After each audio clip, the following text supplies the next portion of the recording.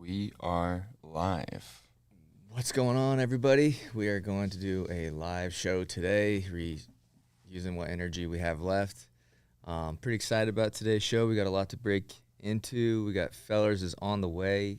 He sent me his location, and he said that he is 5 minutes out. But when he shared his location, it said how far out you actually are, and he was 15 minutes out. So he should be here anywhere between five and the next 10 minutes. Tyler also on the show. I'm here. What's up, everybody? Had a good time. Good weekend. We should probably address the elephant in the room. Which one? That we're just doing what we always do? No, the stand-up comedy. What's the plans for that? That was probably the most thing that people were asking about at Kansas City. They were. I was ready to go through in Kansas City, but we ran into some limitations once the wheels started rolling for the weekend. Yeah. And so we're going to have to do it probably like this week here in Des Moines. We couldn't uphold the part of the deal where it's in Kansas City during nationals, but if it was up to me, it would have happened. Yeah, but I don't know how much it really matters it being in Kansas City or not. The fact is whether or not you're doing it or not. Yeah. As long as, I don't know, I thought some people might look at that as a component of like of the whole challenge. Yeah. And so, I feel like either way, it's a pretty tough. Yeah. I don't think it really matters if someone's like if people are there or not. Obviously, like we're gonna have to have proof that you do it. You know, we can't just go back on not doing it. Right. Yeah, that part will definitely happen still. It happened this week. And some people will come up to you this week and ask what's going on. And you're like, well, we just didn't do it. So many people. No, that was the first person, which, sorry, I could even like see disappointment go across their face. And I was like, okay. I mean, it's still going to happen. It just didn't happen here. Yeah. We got to talk to a lot of people, though, over the weekend. It was fun. Mm-hmm. First, before we get into everything else for the show today, shout out to Barbarian Apparel. Shout out to Barbarian. There's already people in the chats ready for Fellers to get here so they can take shots at him. Okay. First two comments are Feller shots, so. Okay, hold on. We'll get there. Fellers was also somebody else, which we'll tell him this when he gets here. That was probably maybe like the second or third most popular thing we were asked. Like, where's that Iowa guy? Where's the Iowa guy? Who's the Iowa guy? Who is that guy? So I'm actually surprised how many people watch the show but don't know Fellers. Right, yeah. I guess that goes to show that like Twitter is even a more niche area of wrestling than we think too. Well, I think he's new to our channel, and so like right. There's a lot of people that watch our show that maybe didn't watch Hager's Happy Hour, maybe aren't as tapped in with Iowa. Obviously, if you look at the comments from the previous episode, we got absolutely torched, killed. Penn State hates our guts. Which here's the thing about that, like. It felt good to get it out the way. Like sometimes when you do shows, you're like, how's the audience going to perceive this, you know? Right. And like sometimes when you, I don't know what the word would be, but like if it's Iowa fans, I totally understand because we're having fun. Iowa versus Iowa State. Obviously, I'm an Iowa State fan. Fellers, Iowa guy, whatever.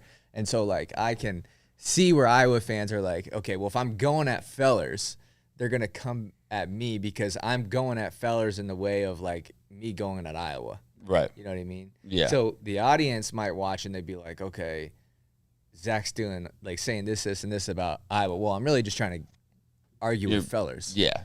And so a different perspective. When it's Penn State and neither him nor I are throwing any other shots other than, not shots, I guess, but like just like not picking Penn State people. I didn't realize how much it ended up like tallying up us not picking Penn State until all the comments started flooding in, and I was like, I didn't really see it as direct shots at Penn State. I will say this, so hand up, hand to God, I was wrong about Carter Starocci. He proved me wrong, so they can dunk on me there. But the rest of the weekend, I was like, oh my gosh, if David Carr makes finals, he better beat Mitchell Messenbrink because. Yeah. That'll be the only thing I can have over Penn State fans is like, you didn't beat my guy. Right. I had Starocci going all the way through too. I mean, maybe I should have just been more vocal with my picks because you saw my teams. They were majority Penn State people. How did that pan out for you in the rest of the Dude, terrible. Somehow that panned out terrible. I mean, I guess I beat some people I know, but I definitely wasn't making any top 10 or cash prizes. You must have picked the wrong Penn State people. Yeah, Messenbrink, Brooks, Starocci. I think it was just the people outside of them, I guess, that were bigger factors than I expected. What do you mean?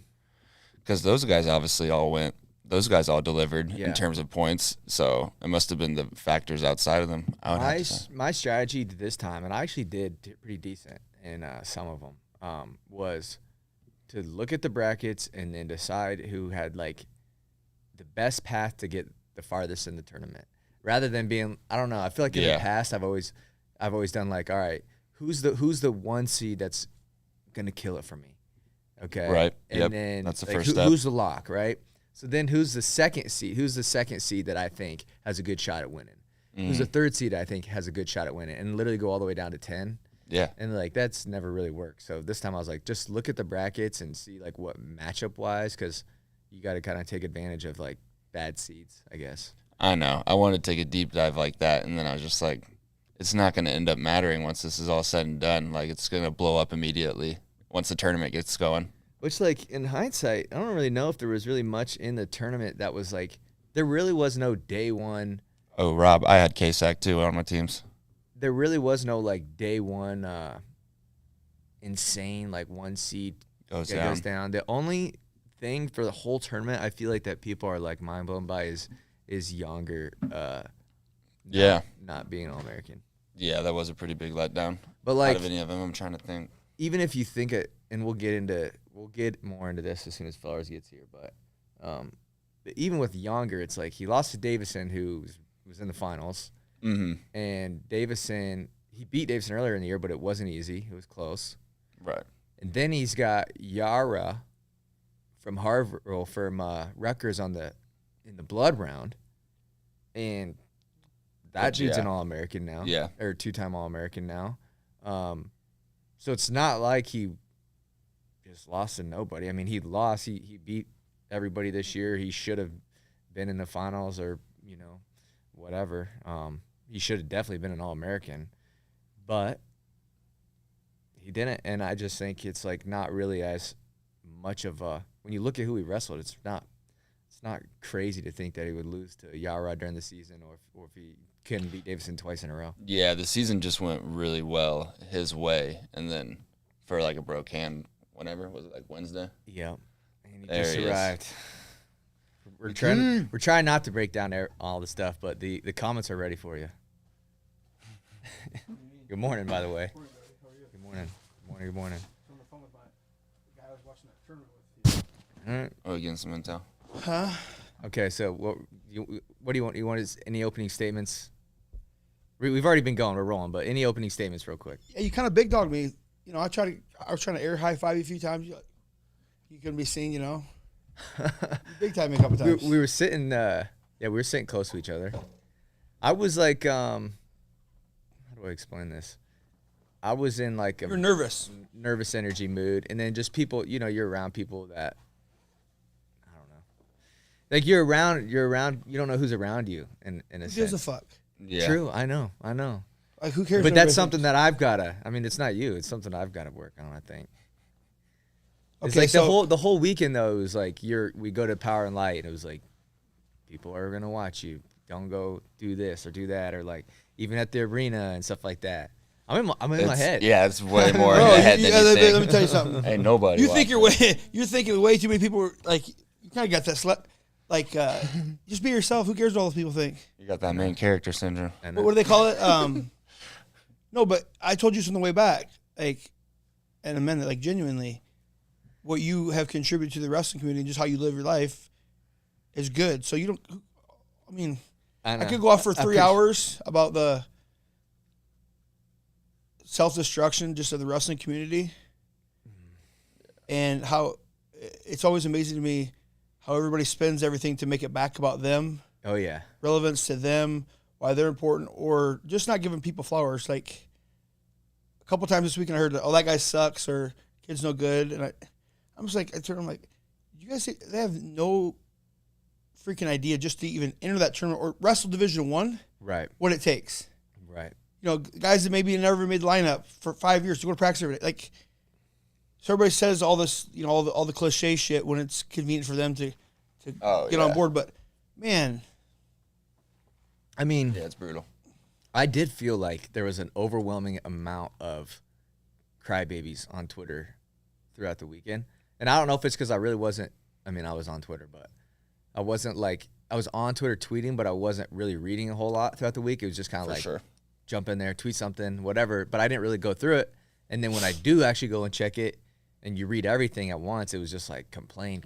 Yeah. But all these and listen, this isn't specific shots at anybody, or maybe it is. I'm not saying, but isn't it funny that a lot of the experts or voices that get traction are never actually in the fucking arena anywhere? yeah, which is Not that they need to be, right? But Yeah. you go see it in person. yeah, It's a little bit different than watching on the tube. it is Seeing it on way the different. The feed. people that you interact with and meet with throughout the week in Kansas City or wherever it's at are not the people that are complaining a lot of times. Overall, I mean, you go to the negative, but phenomenal event. Yeah. And I think, too, like, the NCAA gets a lot of crap for everything. A lot of it's warranted, but the seeds really weren't that bad in the end, right? No. They're really, I was just saying this before you walked in, there was no mind-blowing, other than Younger, there was no mind-blowing, like. You want to go there? We'll get there. Go there. Let's just go there. Get it over with. Otherwise, this is going to be a sentiment the whole show. My point. Let me say get my off your point. shoulders. Go ahead. My point was there's no big mind-blowing like upsets that really happen, and we were absolutely losing our minds. And it's like every year we complained about the seeds or who didn't get in, this or that. It's like they kind of get it right. Another thing what the NCAA does is like the tournaments run pretty smooth. Like there's absolutely like no real flaws that have gone on. People were complaining about the challenges and stuff like that. We asked for that. Yeah. People wanted challenges. They wanted to get the call right. And it's like in the grand scheme of things, it's like, is it annoying that we got to sit there and wait? But like, are we even like, you want to get it right. You want to get the calls right. So would we rather have a kid not win a title because they didn't get it right and they didn't take an extra 2 minutes to look at it? Like, I understand that it was like a very long, like the one, fixed veto match or whatever. We'll talk about it. But that was one match out of, you know what I mean? Out of how many matches this weekend where it was like, went on insanely long, but you also had blood time and stuff like that. But I just think in the end, like we complain about stuff, they change the rules, and then we go back and we complain about the effects of that rule when they were probably saying that from the beginning. And then Kansas City as a city, I thought was just perfect setup for it. Now, what do you think? I agree. I said this a lot of times. I think we've self-imposed a lot of these. We've made wrestling very mechanical from an official standpoint of all the things that your brain has to go through. Danger, watching the knee, did he have reaction time? You can't, Count on the leg. count on the leg. If he lets go, it's not stalling. We've added all this mechanics. Well, it's like any game, guys, okay? Any game you're going to play, not to use Cale Sanderson terminology already, but any game you're going to play, people are going to start finding ways around the game or the rules. Yeah. You're already seeing. I would historically say freestyle grounding that you would see in freestyle this weekend, where guys would get to the edge, they drop to their knees. Mm-hmm. Guy wouldn't shoot him out, right? So there's a lot of tactics within the game. Right. I think the biggest one is if you're gonna have two officials out there, okay. Numerous times I think the side official, and it'd be hard not to. I think they get wrapped up in the match. Like a lot of times, like they're watching the action and they're not watching the time. Like, you know what I mean? Or I think they can do a better job delineating what the actual roles of that. I think the review of the officials from whoever's watching them needs to be just as much on the second official as the lead official, because there's a lot of times they're not in position for locked hands or the clock. I mean, how many times we run to the clock? But anytime you give these guys a brick, I mean, these coaches are ruthless from start to stop. Brick. I think they have to get rid of the reaction time. I think that's the biggest one that is not black and white. It's subjective, right? Match to match. I was, of course, watching TJ and I were watching stuff film on Friday night or whatever, watching the Barnett match even with Drake and Rock Harrison, in the Barnett match. Yeah. Rock Harrison says subjectivity changes the further you get in his exact word. Subjectivity of takedown changes the further you get into the tournament because it's hard to get takedowns. And I'm saying, like, shouldn't. No, it should be the same, right? Right. But that's the one that's, Bo and Jesse's in the finals. I mean, previously that's a takedown. You know what I mean? It's just, I like that they're continuing to wrestle, but with the edge and everything else, I want to get rid of the reaction time bullshit just because of the subjectivity. Get rid of it. It's all based on one person's opinion if guys maybe goes on or not. Right. And we saw that throughout the whole season too. But it's like, for me, what's the point of having reaction time other than like you want to give it to the guy who like clearly controlled the other guy and got the takedown? But you should make rules for, I mean, most of the time we make rules for like what's going to be the better product for fans or whatever, right? Like what's going to be more entertaining. It is way more entertaining if you get rid of reaction time. Like if it was just, you know what I mean? Like you see so many matches where like you see a guy who might not be like as good as the other guy or whatever, but like he might be able to slide and by real quick, get a hand touch and like, boom, okay, like we didn't expect that.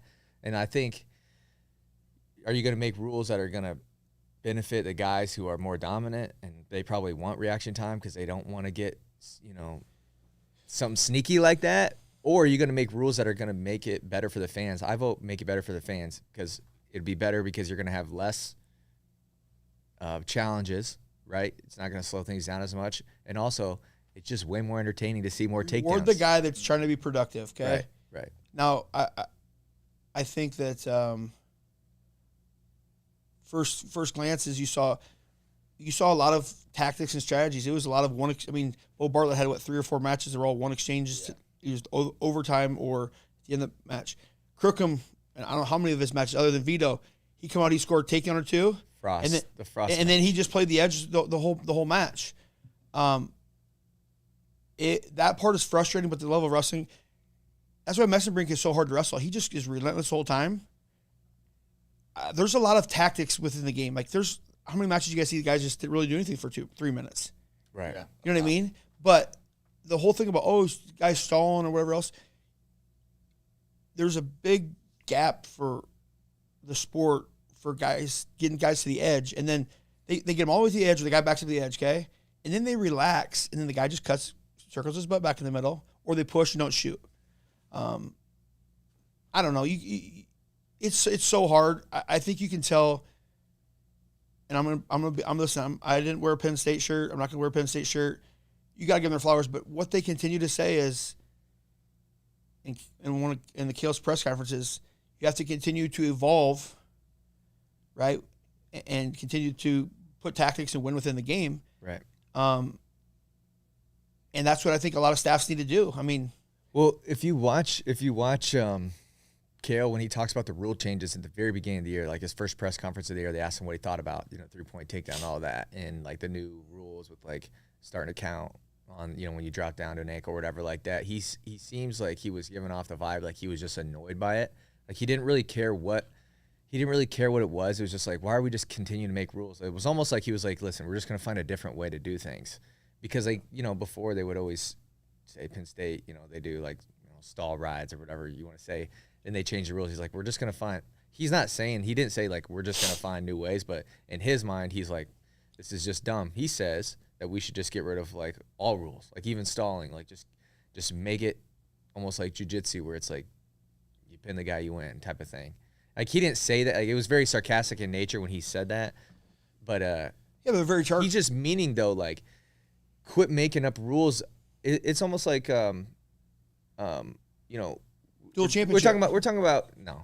That's what it is. We're talking about Daniel Cormier and Jordan Burroughs. Everybody's upset. We can talk about that. Everybody was upset with them not knowing the rules or whatever. But it's like, you got a guy in Jordan Burroughs who's on the Mount Rushmore of wrestling currently. Debatable if you want to. You got Daniel Cormier, who's still involved with the sport, coaching, high school or whatever. And even guys like those guys might not even know whatever. I haven't gone through and watched all the finals yet because I tried to check out last night a little bit. I watched a couple of them. I watched a couple of them though.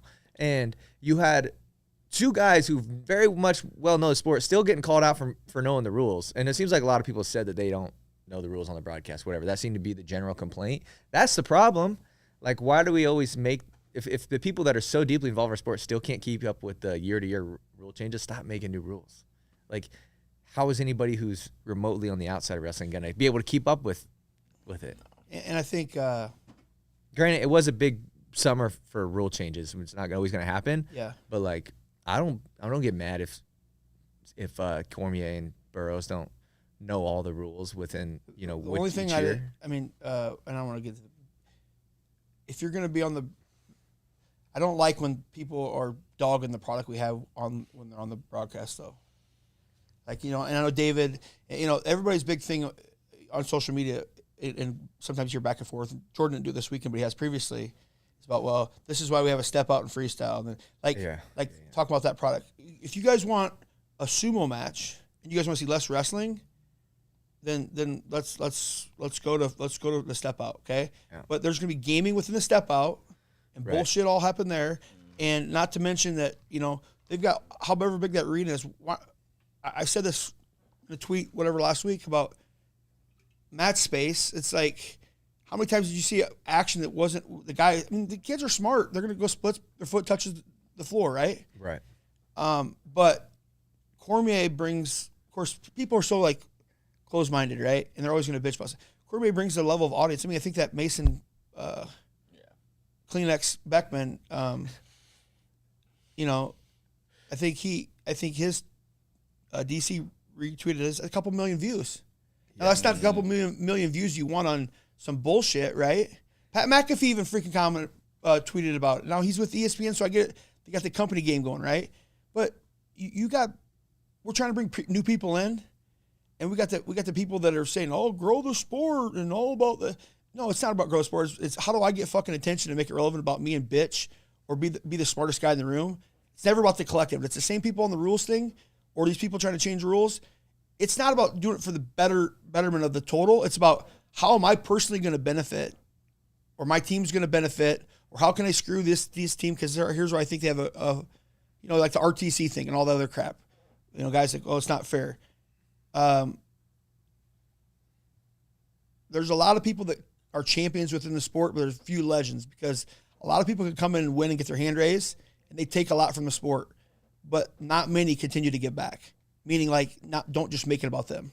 Right. I mean, that's why I didn't go out at all. I was down in the Marriott, whatever that place was, for like 5 minutes. It's nauseating, dude. Mm-hmm. You hear about, well, this guy's on, and he only won because of this, and if I would have had this, it's like, dude, what are you doing right now? It's not about, like, yeah. You know what I mean? Yeah, for sure. And that's really what, watch me spin this into Penn State. The community is very toxic, but it's very small. So it's easy for your athletes, I assume, me having sons, to get wrapped up in all that bullshit of the community. And Penn State does a really good job staying out of it. Just like you're saying, if you see critique of, your team, to stay out of that. Critique of your team. You start justifying or making excuses why you lost, or you get wrapped up in a bunch of stuff that's just an energy drain. It's everybody's going to be a hater unless they're talking about themselves. Very few times in the sport do people give people flowers. For other people.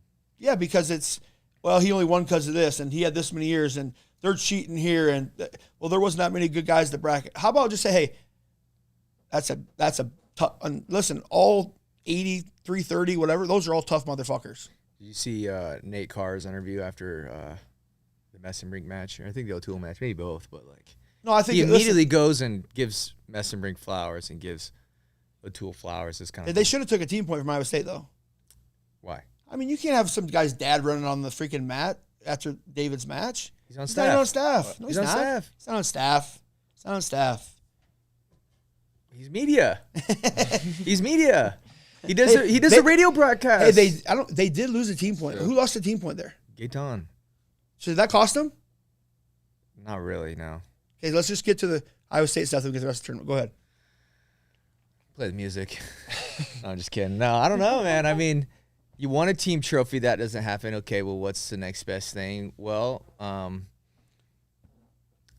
for me, the goal of the whole weekend was top 10. I know that sounds insane. Dresser hasn't been in top 10 since he came to Iowa State, 11th last year, so just take it easy, top 10. And then as the tournament goes along, it's like you start to realize that 2nd through 8 is all within a couple of points of each other. So it's like, okay. And then going into the medal rounds, it was like, okay, let's beat Iowa. The quarterfinals, though. Let's talk about the quarterfinals. What do you want to talk about? If Younger wins against Davidson, they get a trophy. Yeah. Here's my Younger take. I already said it, but we'll repeat it. Quit taking big takes on him because you jinx him every year you do this. That's the take. Here's the take. He loses to Davidson. If you told me that he could, if you said he could lose to Davidson, would you be super surprised? Me? Yeah. Yeah. You would. I mean, given the trajectory coming in the tournament, yes. Given the trajectory coming in the tournament, I understand that. But watching the match, did you watch his match against Davidson in CKLV? Yeah. It was kind of close. Yeah. So it's not super surprising that he would lose to Davidson. It is super surprising to me that he takes him down right away, and then that was pretty much it. He packed it. I mean, and he kept going to his, he kept. I didn't know until afterwards. He kept going to his finger and trying to get the tape on there. He kept doing this. Right. But to me, it wasn't like. I think the issue with Younger was almost like, the year before when he got he was hurt at NCAA's too, and it was like just kind of the energy wasn't there. And when he wrestled all year long, it was like, oh, we don't have to worry about his gas tank because he's not cutting weight, he's not, whatever injury it was.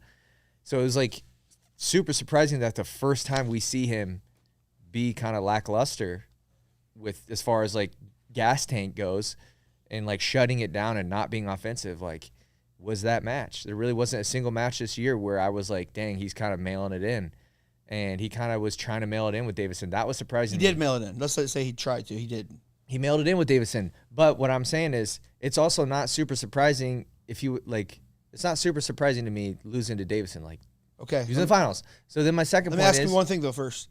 Do you feel bad now that you made that meme of him, pre-tournament? Did you guys do that? I didn't make that, no. Okay, let me ask you this. People think I made it. A lot of guys, he's never done anything like that, okay? So do you think him being anointed, like, going to be in the finals, he puts himself out there, right? The interview before Davidson's match, he says, I'm here to win it. I'm going to win this thing. Do you think that self-imposed pressure or him playing the game wore on him on top of it, because he's never done himself. I really don't. And I'm not trying to shoot him any bail or anything like that, but he did the interview in the year before where he's like, my name's Younger Bastida. Like, I'm here. Like, that's just kind of how Younger is. Okay.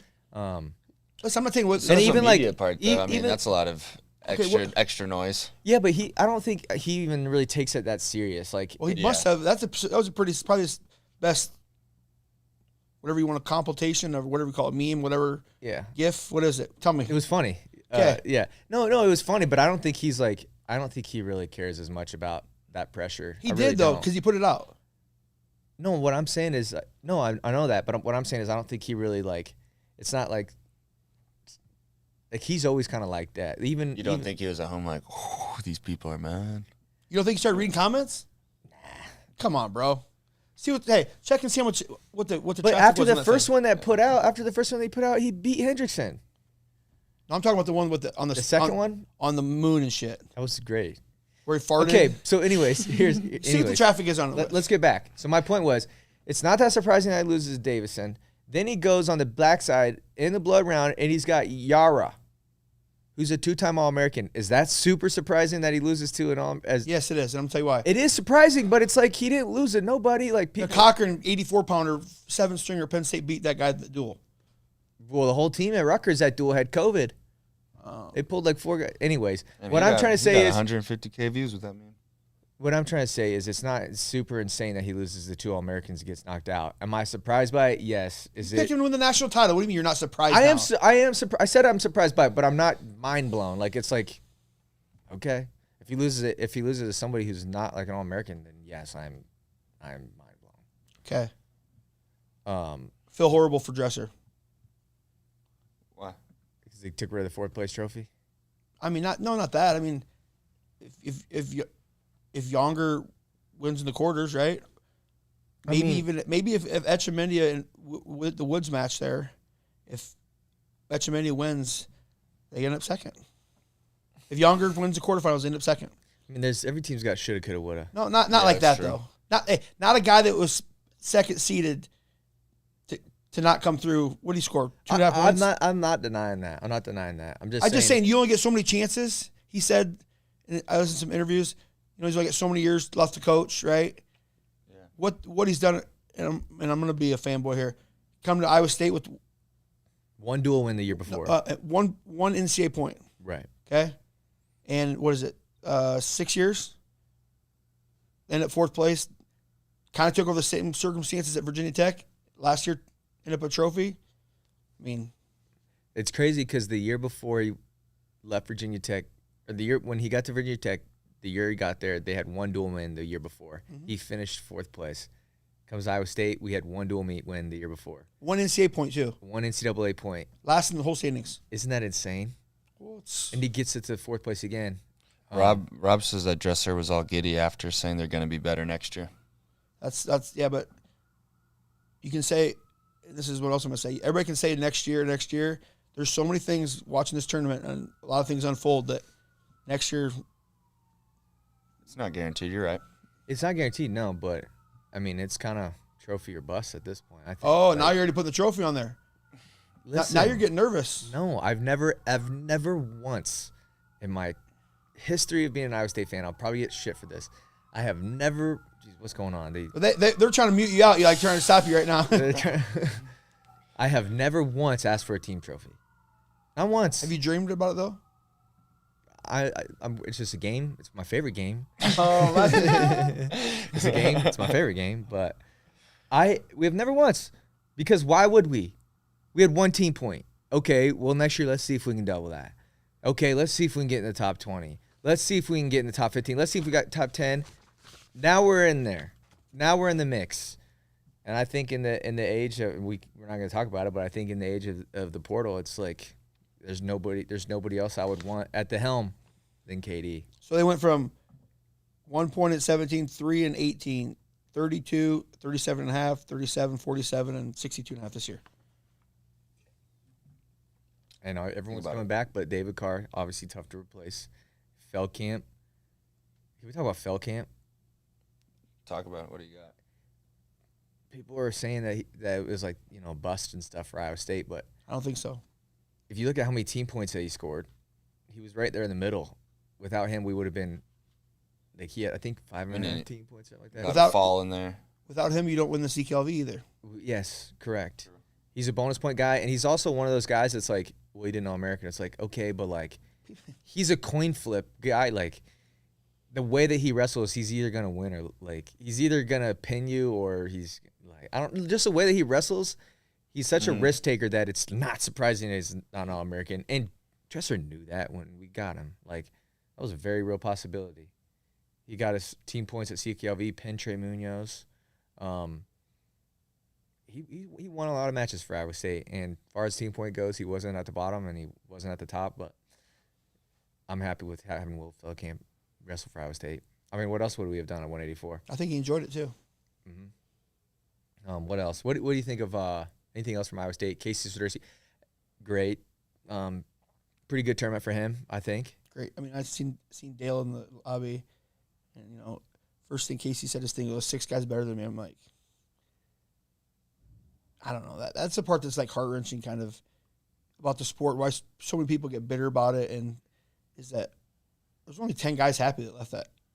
In the sport of wrestling, the other 320, quote unquote, failed. Right. Yeah. Right.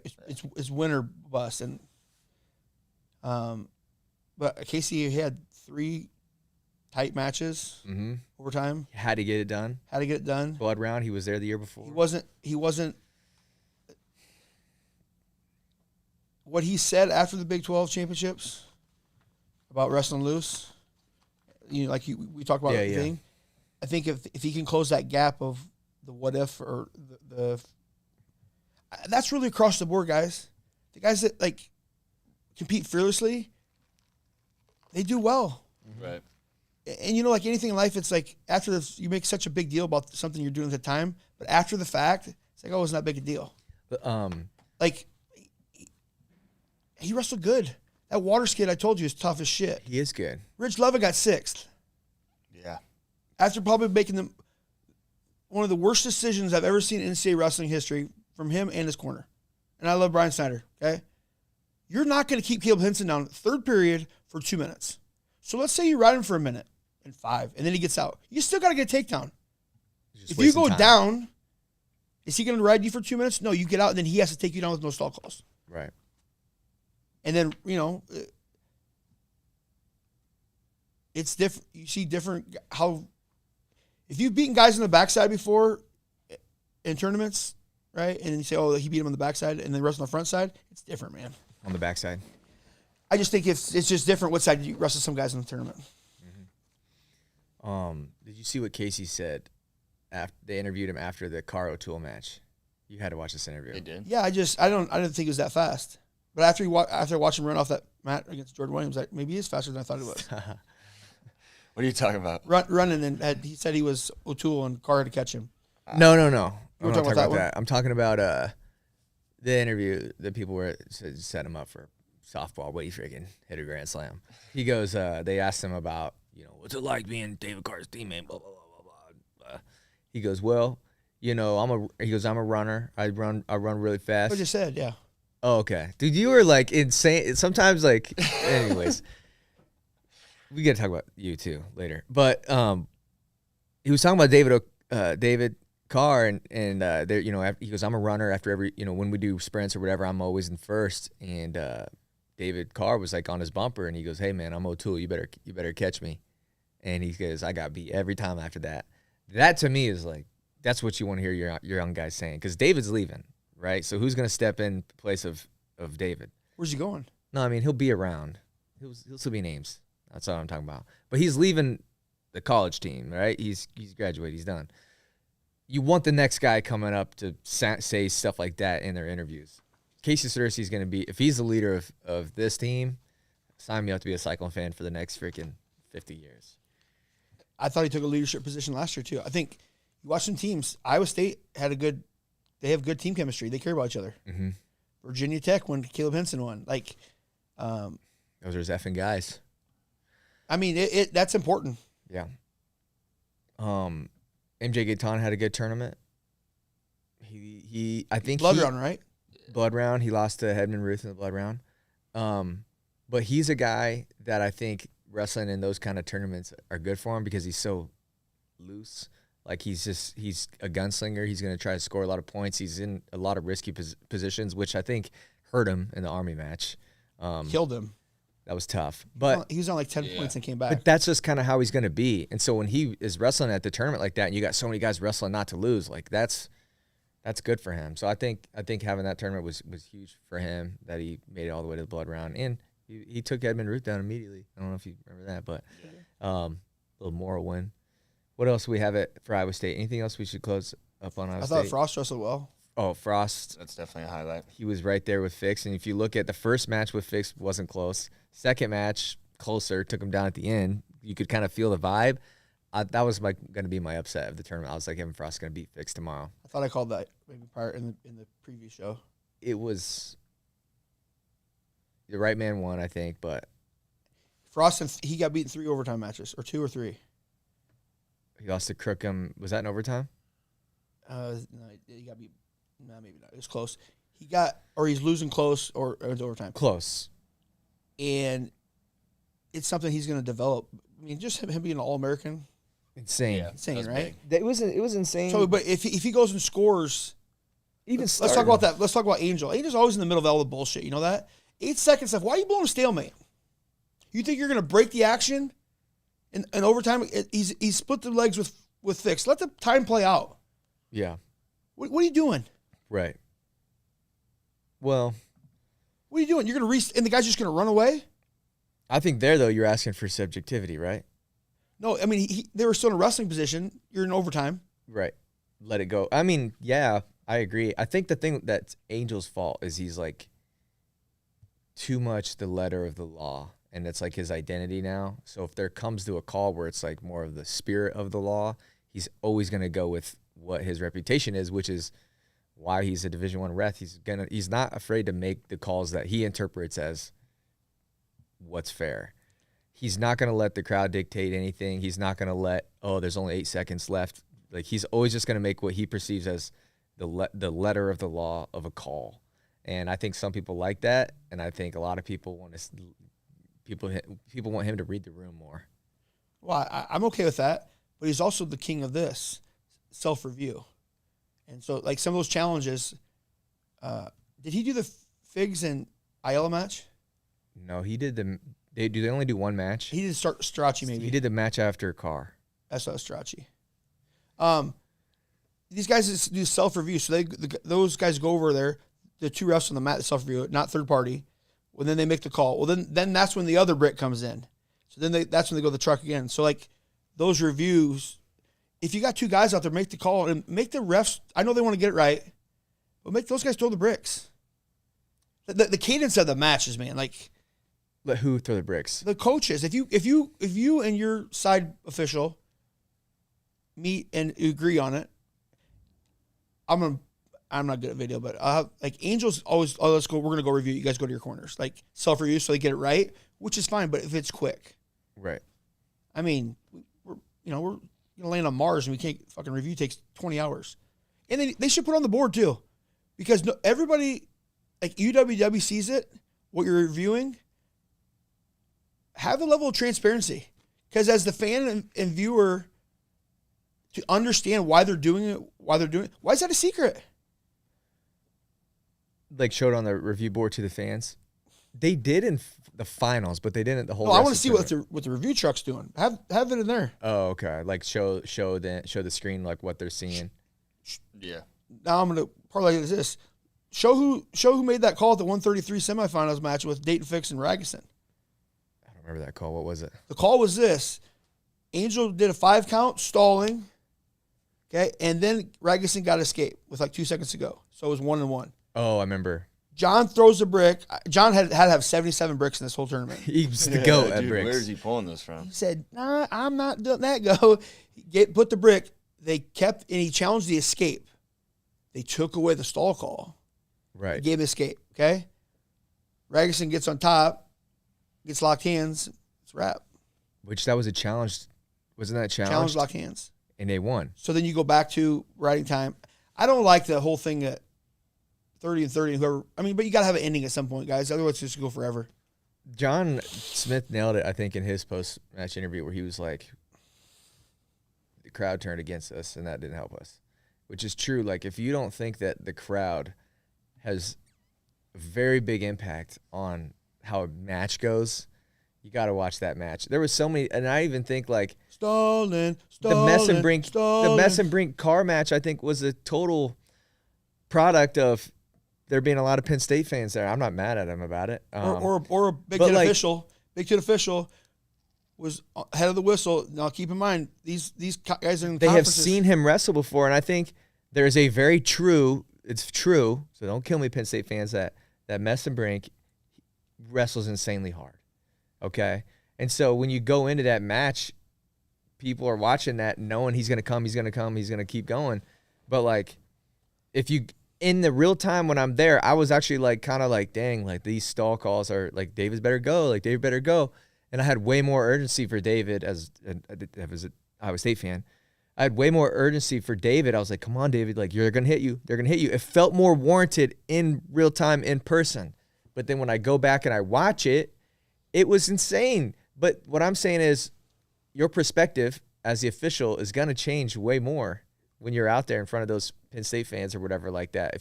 I just totally think that there's probably no other sport where the fans can really dictate how a call is being made than wrestling, because there's not a lot of officials that have officiated. Like most of the year, there's not that many people. The Carver effect, right? Stalling at Carver. Right. But what I'm saying is it's different than other sports because there's so many other venues in basketball where there's a lot of fans. There's so many other venues in football. Like every football game's, 50,000 people there, whatever. Wrestling, you get how many duels a year where it's sold out? 3 tops? Nomad. You know what I mean? So what I'm saying is, like, the officials probably aren't as numb to big crowds. They've got history with these guys. Like, that's the guy from New Jersey was the garbage man. I read an article about him. He was on the back of a garbage truck. Every time he'd get off, he'd practice this. It's actually a really good article. I always used to make fun because he gets his arms way straight, you know. He practices all of his referee the calls, get off the back of the garbage truck. But he's a Big Ten official. So he's got ties with, I'm not saying this. Which they would never do that in football. Subconsciously, though, right? Yeah. And he looked, seen some clip that got sent to me. He looked over. David attacked more than Mitchell as far as committed leg attacks. Right. Mitchell, they didn't call other people chasing guys around the mat like that the entire weekend. So do you think should it be more of like UFC style where you don't get punished for going backwards? Like it's a style, right? Like you got guys like Max Holloway who's very good at fighting backwards. What do you want for a product?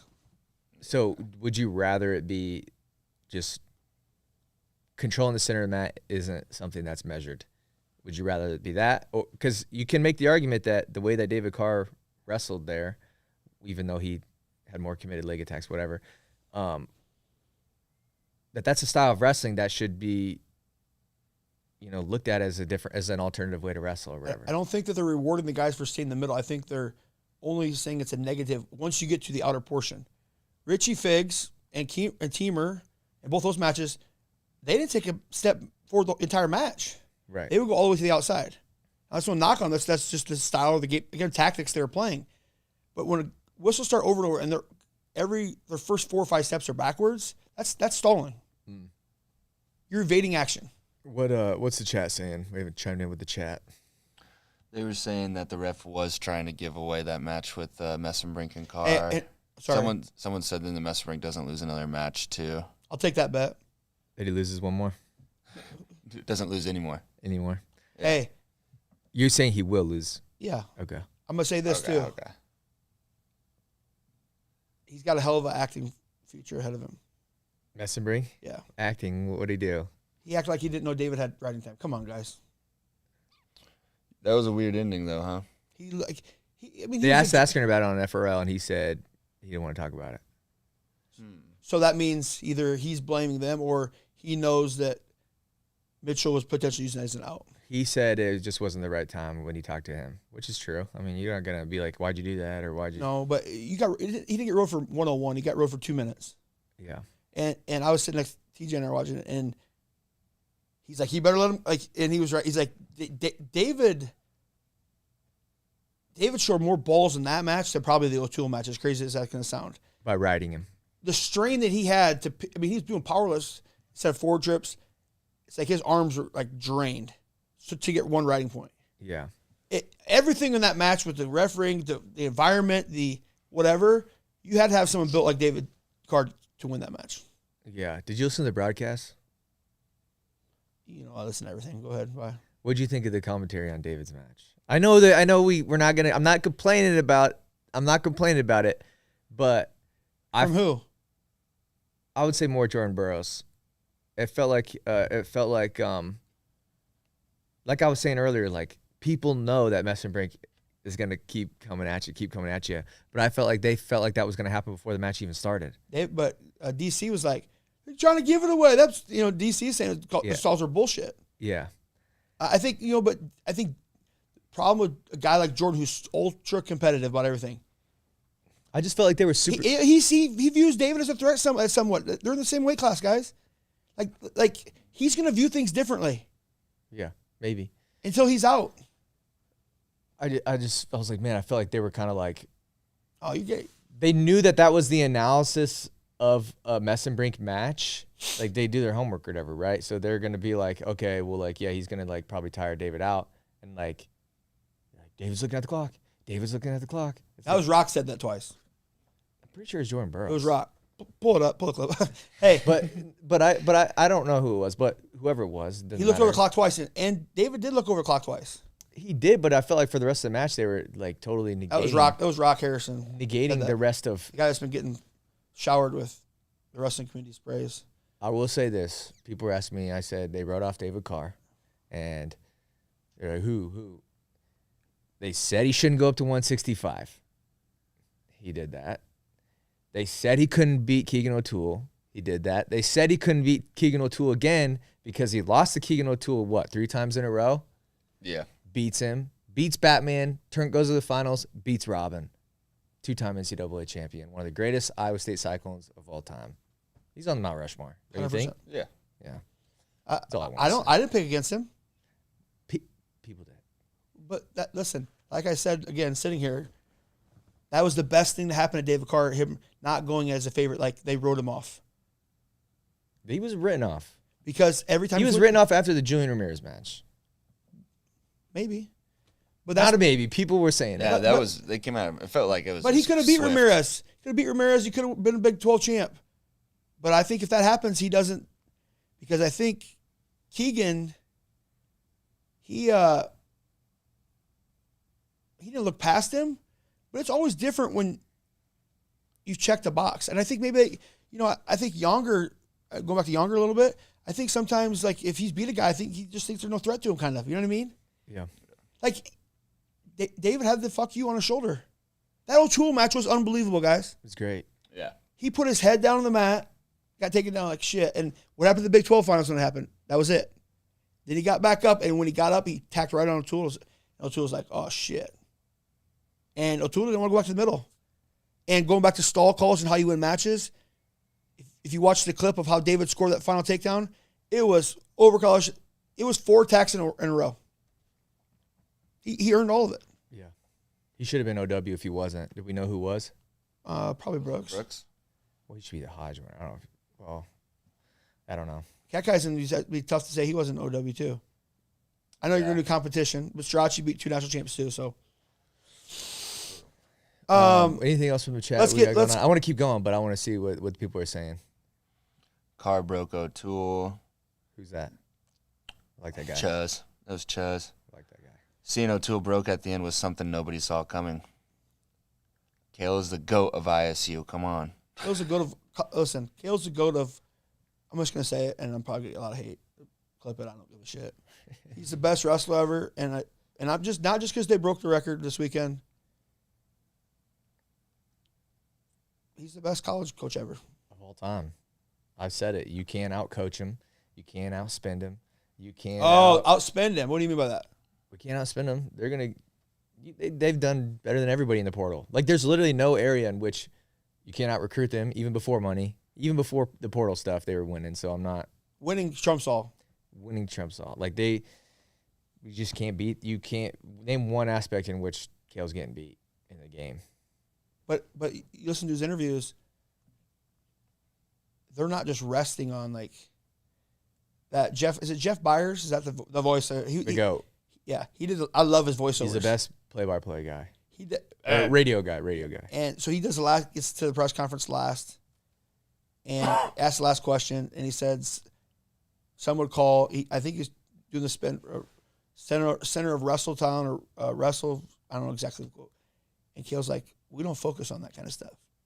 Like their mindset isn't worried about what everybody else is doing." And he gave, listen, there's a lot of other good staff, there's a lot of other programs. And people say, oh, it's all bullshit. But they focus on truly getting better. Right. They were asked at one point in this season about game planning for a guy. He's like, we don't do that. Like, they don't game plan for how a certain guy wrestles. And one of the questions was about, you called this a game last year. He goes, yeah, there's a lot of games. There's video games, this kind of games. He goes, and I try to win them all. This is my favorite game. No, but they asked him the follow-up question that he goes, and he said, like, yeah, there's games of this. But he goes, that's the word fun for them, guys. That's winning. Yeah. I love that clip of the Brand Splitters, though. I don't know, it's an old clip, but they're like, we're robots. You haven't seen that? No, I know. You want to get to, dude, get to Iowa? Iowa fans, they're on a dumpster fire, bro. Wait, what were the comments about Fellers? We had people talking Yeah, Fellers was like probably he might have been the most asked about thing. Everywhere we went this weekend, it was like, it was face paint, it was Tyler stand-up. Yep. And Fellers. And where's the Iowa guy? You were known from the community that watches the show as the Iowa guy. So I'm Iowa guy. Mr. Iowa guy, grade Iowa as a whole over the past weekend. What's the grading scale based on? A, B, C, D. Oh, but is no satisfactory in terms of your position in life? Are we grading versus tradition, history? That's up to you. You're the teacher. Subjective to you.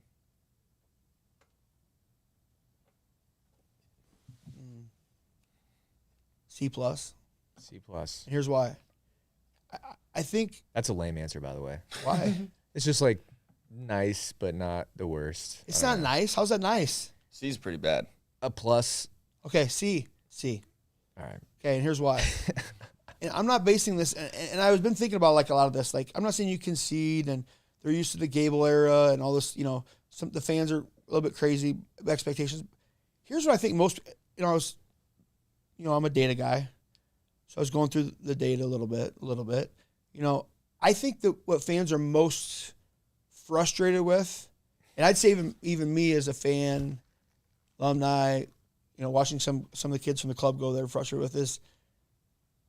I think they're more frustrated with not to be cliche, the win and losing. It's like the product of Iowa wrestling, what you would traditionally know about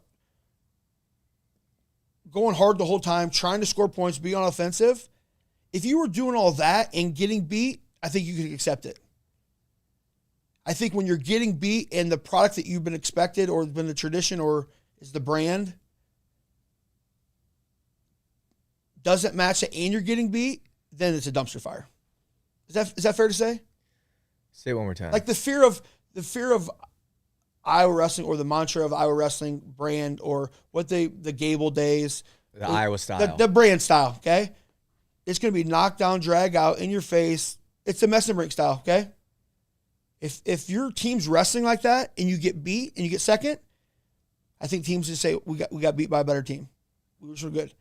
But when your majority of product isn't like that, and you're in 1-point matches and you don't get any pins at the national tournament and you had, you know, you're just holding on at the end and you're squeaking stuff out and then you lose or you don't hold on, you lose matches. I think that's what's more frustrating from a fan base's standpoint is just the product, not the winning. It's like it doesn't match tradition. Now things change. I know that, right? And it's got to be a better sport. But I think if I say why people are frustrated, there's not that fear to wrestle guys from Iowa probably anymore. Like it's going to be a knockdown, drag out. So they're not the boogeyman anymore. It's kind of what you're saying. But I think you're also saying this is like, it's not the the Iowa style of wrestling that is the problem. The problem is they're not wrestling like they used to. I mean, in the past. and I don't know where to point the finger at that, right? I mean, so if you're CEO, president of the Iowa, now this is really good. He's trying to got you, me. I'm not. I'm fine. Listen, I'm ready for it. What do you think needs to happen?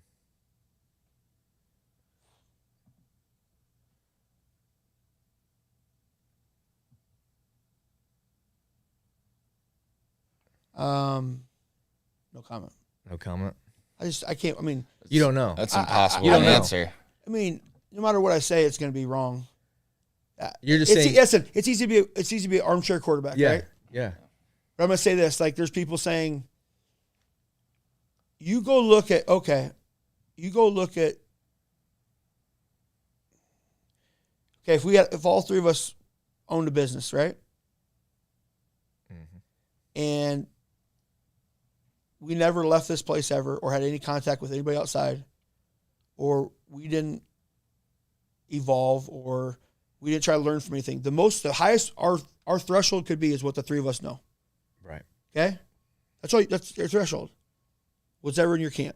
And I think when you do that in life and anything, your perspective, your growth's limited. Right? You're not going to learn. You can't get better. You can't. And this us versus the world, you know, fuck everybody else. That's old. These kids do not like to be liked. It's very rare to have a Carr Starocci who wants to be that, who plays into it, but it's not fake. It's like he thrives off that. Most kids, I mean, Spencer said this thing numerous times after last year. He read all the comments. That bothered him. He didn't like, the haters or what people thought about him. And you're under a different expectation in Iowa City, period. Like it or don't like it, when you walk in, their pressures, quote unquote pressure, is real. Yeah. I do think some of the pressure on brands is kind of stupid, I think. What I know Tom Brands, his expectation of what he's doing right now, self-evaluation, he said that in the interview, he's not happy with himself. But what are you going to do to change it? I understand that, but I think, and I got an argument with somebody about this in the Discord, that Iowa fans also need to realize that they and Iowa State were both put through something that nobody else had to go through. And what I will say about that is, I understand if you want to go through and do, and not to, I mean, it's the horse that's been beat all year. But if you want to go through every NCAA team, and you don't think that some teams would have some guys out, that would have also affected their team score in March, you have lost your brain. Now, where that excuse doesn't work is if you want to use that against Iowa State, because we were also the other school that had to go through what Iowa had to go through in terms of being investigated and stuff like that. So if that doesn't happen, you have an All-American probably at heavyweight, right? You have a point scorer at 184, right? And you probably have another All-American at 174. So are you still trying to fire Brands if you get second place? Who said fire? Theoretically speaking, not fire. But there's people that are like, we need to do something different. Like, yeah, you need to do something different, but I'm not sure any sort of like real big changes are really going to change anything. The real fact of the matter is we got to figure out a way to get Penn State out of here. But yeah, that's what everybody's trying to do with dual championship. Like when the dynasty was at Iowa, we loved it. I just think that. Why do you want to get rid of Penn State? Let me ask you that. Because they're excelling at, they're beating everybody's ass in the game. Not get rid of them, I guess. Just like we got to figure something out. Someone's got to be able. Okay, so this is a good conversation because from your point of view, like if you had said like what the pillars of a successful college program to win are, what would you say they are? Team trophies. No, but how do you like? What are the pillars to like get you to a team trophy? Like to what Cale does, or Iowa was, or whatever else. I think one thing that Penn State does that other teams are starting to do is they have more, like, there's so many teams out there that have one, like, you got the head coach, and then you got a couple assistants. But, like, look at Michigan and look at Penn State. They have, and now look at Oklahoma State, which they're just getting started, but they have multiple guys there that could easily be head wrestling coach somewhere else, or have been, or they were at one point. There's a lot of staffs out there that have the head coach and then guys who have never had any head coaching experience. I think the new thing should be, or might be, is going to a guy like the North Carolina head coach who's at Oklahoma State. What's his name? Rob Cole. No, the guy who at Oklahoma State now. He left. He was before. Scott?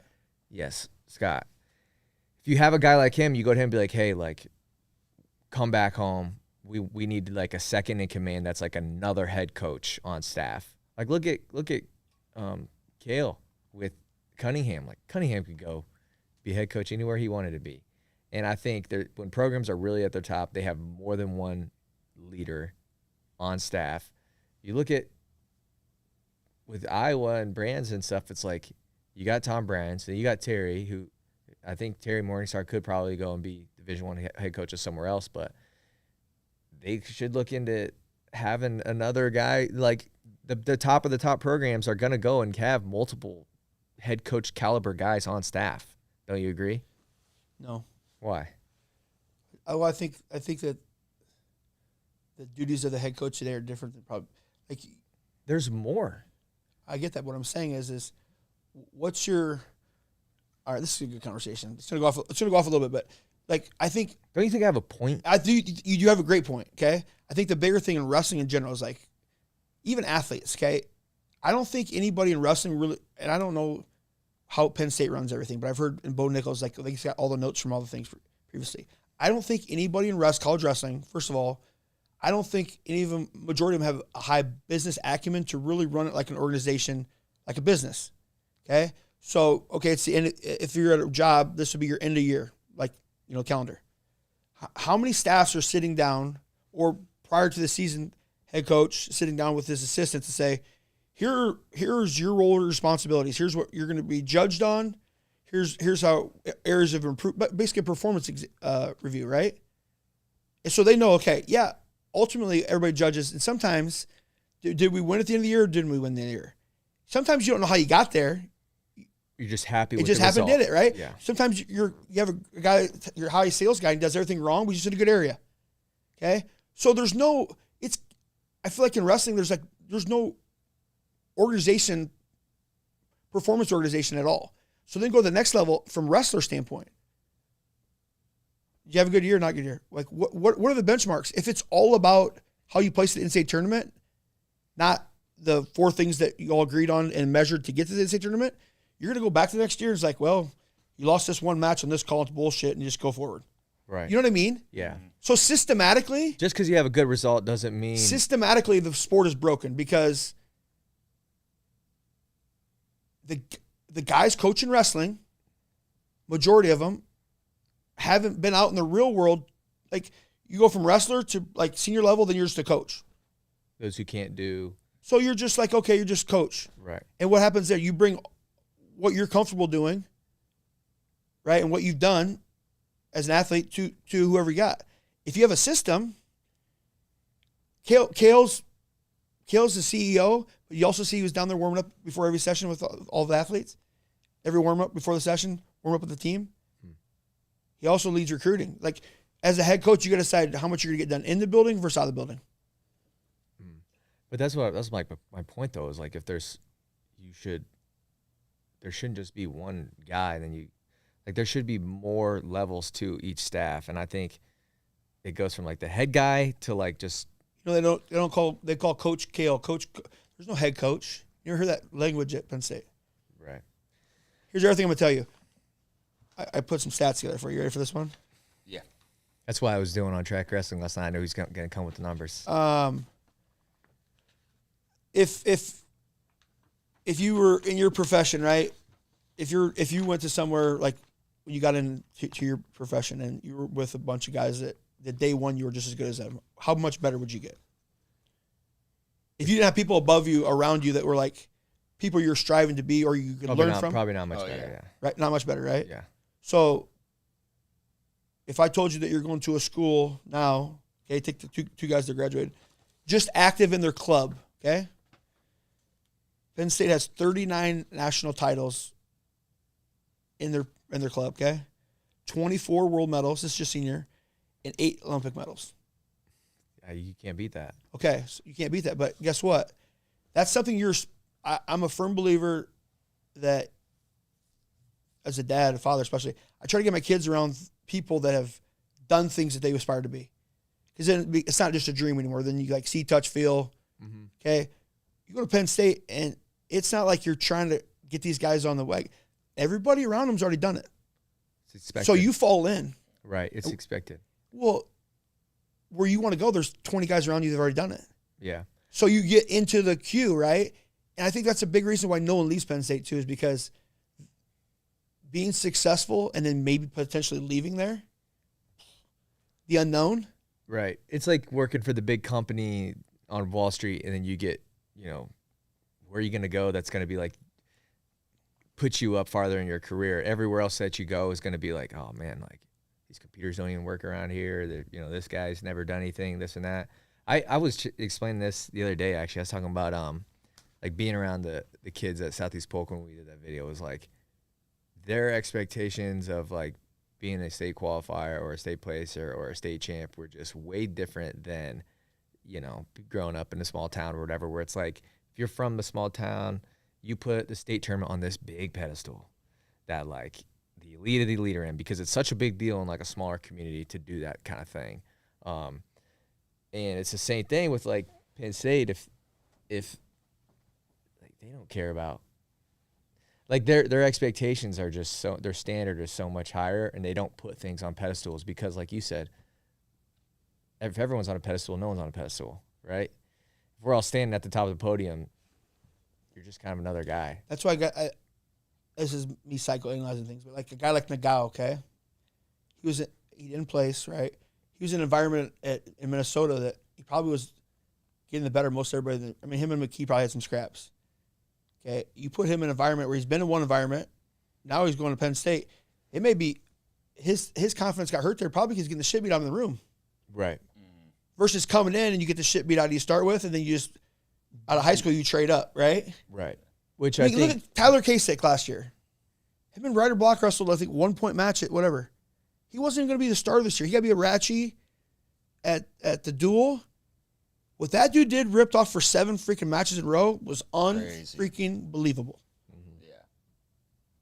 Yeah. He's the, I heard Flo talking about Mr. Kansas City or whatever. It's got to be him.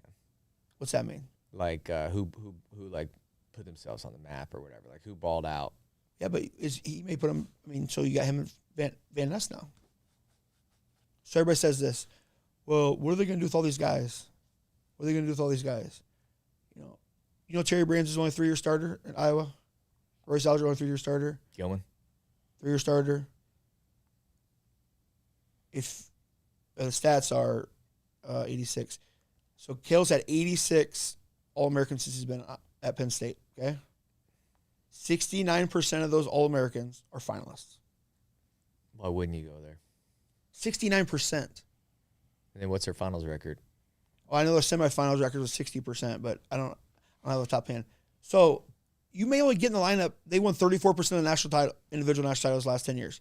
You may only get in the lineup 1 year, 2 years. But once you're in the lineup, statistically, you have a 1 in 3 chance of winning a national title. It's insane. It is insane. It's wild. Everybody's like, oh, there's magic. They're not doing all this flashy shit. Like, their base wrestling is just so solid, man. Yeah. And they're really just focused on they finish hard. There's not I don't know. The Aaron Brooks match for me and Hidley, while it was not surprising about the result, just how the match unfolded was very surprising to me. What do you mean? Not as close as you thought? No, I mean, they had been obviously trained. It wasn't just like something just prepared. Hidley, I think he got to underhook one time. Brooks underhooked Hidley the whole time match on his power arm. That was a statement. Like, I can go where you go. no, he's like, he had a lot of fuck you in that match. Like, you know what I mean? Mm-hmm. And when he started riding in the third period, I go, oh, this is real personal. I think that they should bump him up to 97. Maybe he doesn't beat Snyder now, but that's where he grows into. He's got the frame. Yeah. I think Snyder's kind of... 10 medals in a row is kind of going down. Well, you got to go down at some point. Let's talk. So Should we give let's give Starocci some flowers. dude, The beef is over. what do you mean? You said chapter... What was it? What was the next chapter you wrote? I wasn't beef, dude. Like, I know. the guy's a real life tough guy. Like, even when he beat Rocco Welsh, you seen him all the finalists, whatever. He's like, fuck you. I ain't got no time for you. Yeah. He didn't shake anybody else's hands. Yeah. While some guys put an act on, He did. no, he's real life like that. Yeah. And I've always kind of been on the outside of Carter, just felt like he was a nice guy that was playing tough, but now it's like no, he's real life. he's a real deal, huh? He's the guy that's leaned into the heel at that level and delivered. Probably like you've never seen in NCAA. The best walkout sign of all time. Yeah. I mean, you could hear it on the broadcast, but come out to Mike Tyson. I'm the best ever. Oh, yeah, Like, yeah. I'm indisputable, whatever, however the whole thing goes. And then he stood on the line. He played mental warfare so well all week in his whole career that this dude had one knee, okay? He goes against Mekhi Lewis. He goes against Shane Griffith, and even Rocco Welsh.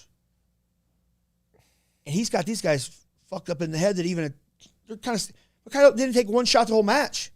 Yeah. Like, think about that. Yeah. The guys did say on a bum knee, and he's fucking with your head enough to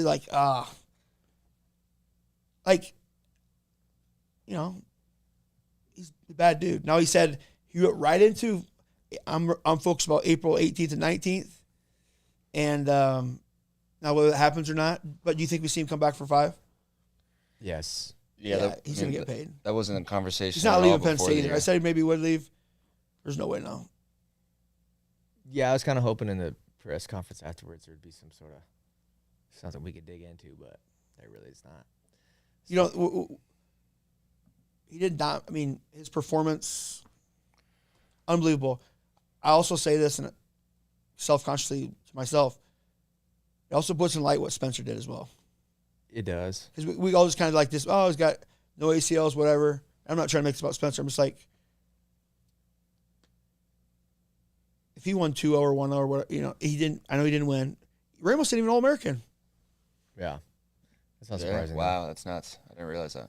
But it's just kind of puts that in light of like, I think some people ding him a lot for, he's not mentally. he's a lot tougher than people give him credit for. Yeah. Let's see what else we got. Well, Iowa, Caliendo wrestled well. Frantic kind of disappointed, I felt like. Even from match 1, he just looked tired. I mean, he almost had Teamer, but then he didn't have Teamer. That 57-pounder from Ohio is a fucking beast. Keller. Shoot. He's a pinner. He won't be at Ohio next year, I bet. I don't know anything, but I'm just... Andonian and Haynes match was wild, too. Andonian baited him, hit that double. Levi turned down, got up, kind of like the Carr match, got a takedown, went to overtime and pinned him. That was a Carver pin, by the way, too. Did you see Shapiro's pin on Andonian? Yeah. Defensive fall, reached up. Let's talk about Shapiro. Grab the head, put down. Exceeded expectations or bus watch? No, he's not a bust. He's got the country. I think. I'm trying to put him on. I think that he's not a bust. It's a joke. No, but I think he's got some. He has all the skills to wrestle in the world. Yeah. I think he's got a mental block about, like sometimes self-sabotage, like getting out of situations that maybe he's going to lose in. Like that concussion protocol shit was bullshit. Remember Cardenas? Yeah, it got tough. Yeah. And all of a sudden he had a concussion. Maybe he's out for 8 minutes and he runs back on the mat and he ended up getting beat that match. But then he just came back and just ran it. Meaning like, you're either concussed or you're not. No, but going back to the thing of like giving yourself an out because you might lose. So I didn't lose. I had a concussion. You think so? You don't know, huh? I just know that the dude can wrestle. Mm-hmm. And he got a little bit tired in that match, and Cardenas came hard. We're never getting Chittum and Shapiro, are we? No. What do you think happened with Chittum over the weekend?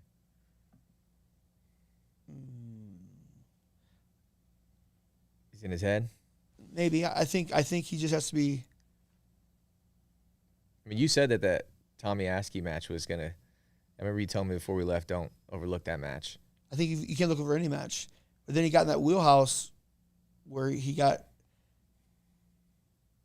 Tommy fed him some hips, got a takedown, and then he got kind of reckless. And in the Blockus match, he just listen, his decision making wrestling just has to get better. Okay, and I think it's in the first period, in the second period, he gets a takedown. Blockus gets out, or gets her. Basically, he gives up a escape and a takedown in like 12 seconds, where he could have just wrote him out. Right. He didn't commit to the right at all that match. He's trying to score points. No, maybe. But you got to be smart. We got to be smart, and you're not going to listen. I don't know anybody that's going to come into the NCAA and just bully guys like he has his entire life. He's growing in 57-pounder. Listen, I think it's the best thing for him. Being at 57? No, what he just went through. Oh, yeah. So now you're going to see, like, okay. Is he doing freestyle this summer? I don't know. I wouldn't. I mean, if I was his coach, I wouldn't let him wrestle freestyle. Would not. No. He's got to get better folk style. He doesn't wrestle that much folk style. Yeah. All of his tactics and stuff, taking guys to edge and step outs, he's really good at that. Pushing guys out, crotch lifting. He crotch lifts. Yeah. Yeah, you know what I mean, though? Yeah. Yeah, he likes sit in the corner. So what's going to happen? What's going to happen there, though? You got, I mean, Pinero, it's about to go down. You know that video was at the casino, right? Oh, stop it. Yeah, but it's going down, but we've got options. No, he said that on his Twitter. Oh, it's about to go down. About to go down. I saw that. I thought you were talking about the log jam that Iowa State's going to have. That's what I'm asking about. They got red shirts to play. Casey can red shirt. Pinero can red shirt. You can't. I don't think you. I mean, my opinion is once these guys start, you put red shirts in the middle. Stop, start, go. Chittum could red shirt. Ridge Levitt got really good after taking a middle red shirt. Did he? Well, I mean. He got sixth. I understand that. But he was a lot better after the red shirt than. He was? Maybe not this weekend, but in general, maybe not this weekend, but in general, I thought he did was. do this. Never mind. Come on, throw the gotcha at me. Come on, I'm all ready for it. No, it wasn't at you. It was somebody else, but it's fine. What? What else are we going to talk about? Let's talk about Mekhi Lewis and the Phantom toe touch. With the Army match? Shout out to my boy Scott Green. You know, he's always the guy that said you can't blame guys. Got to quit being so hard on these refs. It's not their fault. That was insane, though, right? And he That was insane, though, right? You can admit. It was insane. It's beyond insane. Chris Pendleton's shirt was way too baggy. The insane thing is that he was on his back counting. The last flail of his foot hits Pendleton's. After the count. After the count. Flail hits his shirt or whatever. Then they called the pen, and then they called it all off. Yeah. Like, what the fuck are we doing? Right. That's another one where it's like. That guy ended up being All-American. That was in the after the round after blood round, right? So that was the Conti semis or quarters. Mm-hmm. Yeah, I mean, it was crazy. Should we do, let's see. You want to talk more about Iowa? No, we talk about Iowa. Caliendo had a good tournament. He did, though. He had a great tournament. 11-8 with O'Toole. Thought he was going to pin Messenbrink at the beginning of that match. I kept saying, he's going to pin him. I know. Hey, what about Tony Bob, the guy that testified against the Bidens in front of Congress 2 days before the NCAAs? Tony Bobolinsky, I think his last name is Bobolinsky, sat right in front of me the whole time. Really? Yeah. Did you get some information? Oh yeah, I kept dropping the Joe Hayden stuff. And I kept hearing you say, "Let's go Biden." Yeah, I said that. No, but it's funny because when he came down, he come down the stairs or go upstairs, he pulls his hat down, right? He wrestled for Penn State for 5 years. Oh. But then the guy at the finals, there's like 4 photographers that kept trying to sneak pictures of him. It's funny. Oh, really? Yeah. I mean, the dude just I kept looking like, where's the security? They might have been talking about you. Maybe. I don't care. Take me out. The people around us were talking about you. They were asking about, this guy's cheering for everybody. He's cheering for Iowa. He's cheering for Iowa State. And I finally told him, I was like, he's a club coach, so he's going to. Cheer for all of them. Yeah. That was probably, like, personally, not to be like the rest of Twitter, but bring it back to this. Pretty cool to see kids that you watch grow up. Well, it's also like kind of, I mean, people don't know, you help out at Seabolts. It's like kind of TJ's first class of guys going through like their college era, right? Yeah. Like I'm talking from youth all the way up. You know, I know in the past they've had guys like, you know, Corey Clark and Willie Miklas and stuff like that, but that was such an early phase of. That was with those were his teammates, yeah. That was with Scott still, yeah, early. But I'm talking TJ's club. You got Frost. You got Drake in the finals. Ratchie. Bill, Blake West. So like you got kids that are like Seabolt certified, right? That are doing well against everybody else in the rest of the country. So I finally got to go to NCAA. He hasn't been in NCAAs for what year? Clark went in 19. Really, he didn't. It might have been before that even. Just hadn't been. But hey, Drake was looking up at you guys a lot. I don't know. Hopefully he wasn't. No, he was. TJ was so sick before the finals match, like just sweating. Yeah. You're there to support him, but you don't insert yourself in any of it until afterwards. Like just like good job. Like you don't want to be a distraction. Like it's not about TJ or the club. It's about Drake, and you're there to support him. But you know what I mean. Like a lot of guys get involved in some. You know, saw some other club coaches down there sitting with their family. So it's about the kid. Yeah. Period. In the day. What'd you think of Drake's finals match? Finals match? You were saying no brick and don't throw that brick. Well, listen, first off, hats off to Richie Figueroa. Okay? He's one of the only guys, a lot of guys say, the guy was 5-5 at one point this year. A lot of guys use the term gamer, gangster, whatever. He went as the number 8 seed, came to the tournament. If you're going to play the game of one exchange with Richie or try to out-slick him or, you know, get into any battle, it's going to come down to the last second, it's going to be tough.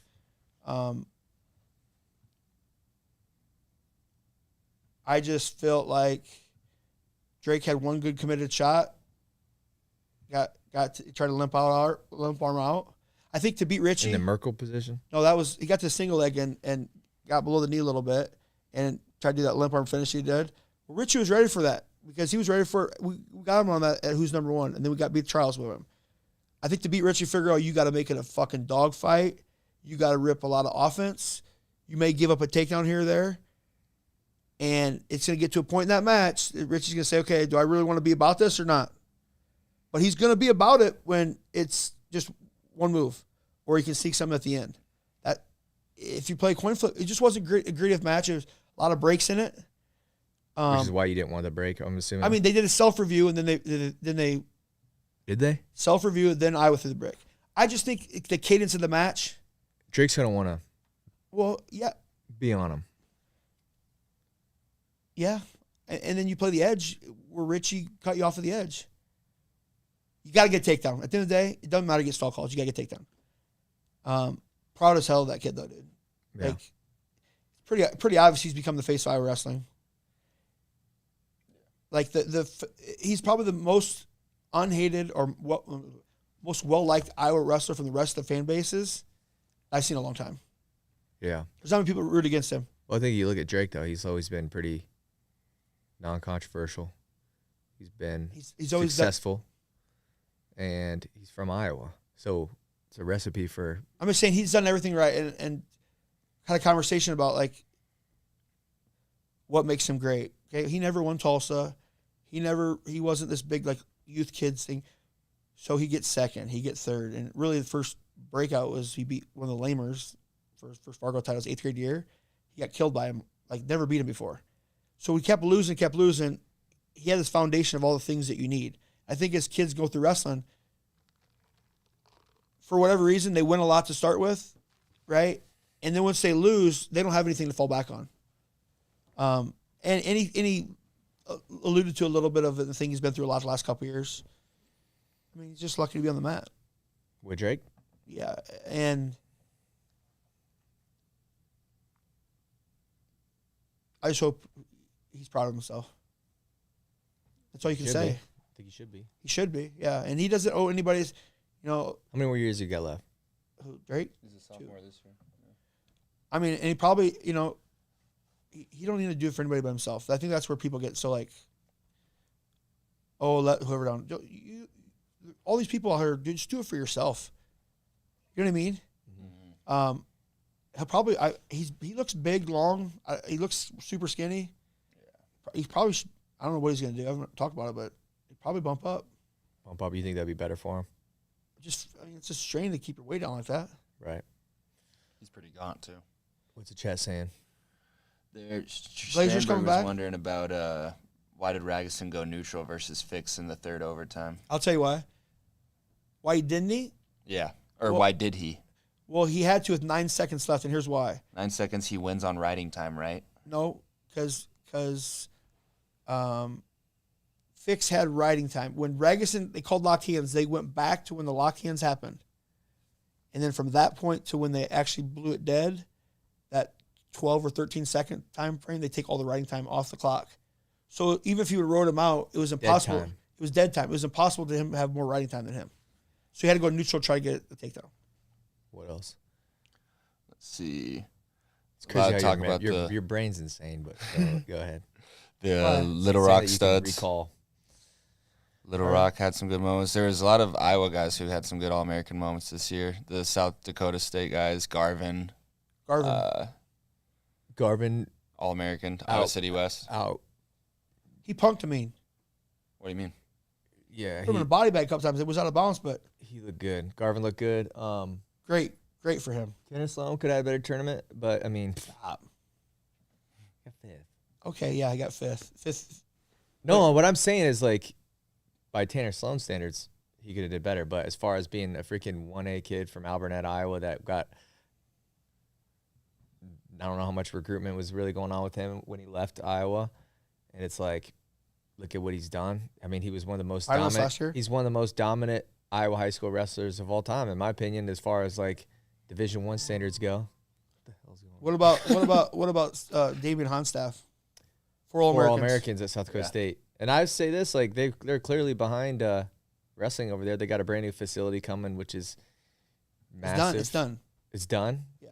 Were they there this year? Yeah. Wow. So they got that. I mean, 4 All-Americans. I would say there was worry when Bono left that it would be a wrap there. I mean, Cornell, just there's people in the. Remember I said about dual championships, why it doesn't make any sense, or how the person we had that conversation like. Yeah. Mm-hmm. Exhibit 1.A, Cornell had 3 All-Americans and ended up second place. So how does that happen? Yeah. Break that down. Well, you had Shapiro third, Vito champ, and Ramirez fifth, I think, or fourth. How many All-Americans they have? 3 Total. Yeah. It's crazy. It goes to tell you, when I tell you about recruiting and how you win, you got guys 5th through 8th, you can get 10 of them. Doesn't matter. And they had a couple blood around guys as well that were close there, probably like scored 6 or 7 points probably. You need champs. You got to have guys in the finals. I mean, look at Penn State's formula. But even when Iowa won in 21, they had 4 guys in the finals. DeSanto was third, Cassiopeia was third, and they won by 14 points. Michigan, listen, we all knocked Michigan all year about they should get repo their money. Yeah. Okay, but at the end of the day, They cashed in. They cashed in. They did. They got out of their 72 points, 58 of them were from the portal. Yeah. Davison, Griffith. dude. Which, by the way, Griffith, Gangster. dude, Tough. and Gomez, Team Mexico, Gomez. and then He screwed himself. why? He went for the mixer. I yelled it Pretty too. I said, early. "Watch out for the mixer." The guy, I won't say the guy's name, but the guy next to me, he was like, he better not go big. He's gonna screw himself. I said, well, he's gonna. When he gets down big, he goes big. Which Panic too early. that's how he got there though. So And then the 25-pounder. What do I call him? Oh, the Augustine. Borat had half a point. he But had half a point. yeah, Oh, he lost to somebody good in the Caleb second Smith. round, I think. Caleb Smith balled out. he got fucked too. Which match? I don't. The Barnett match. Yeah, dude. The NCAA put the final 30 seconds on their social media, and you can see Barnett lock his hands 3 times. I'm thinking of a different match. I'm thinking of a Stanford. Speaking match. of Barnett, hey, I'm just gonna maybe do this. Uh-oh. Rumors there's not gonna be much more jumping around going on in Madison.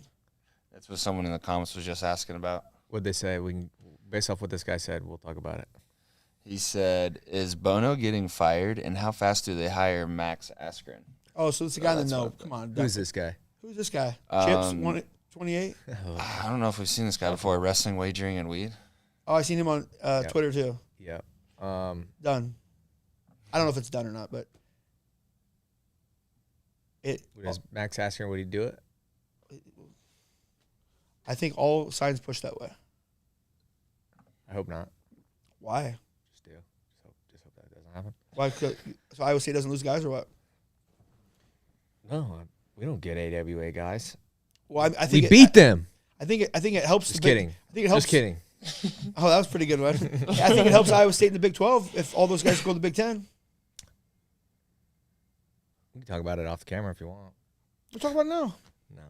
Whoa, we got a WrestleStat comment on our video. Let's see what they say. Live. They said Cardenas 4th, Ramirez did not All-American. No, he got beat in the blood round. Cardenas 4th. Yep. He's a guy, though. I don't think that's a secret. He's going to Michigan. You think so?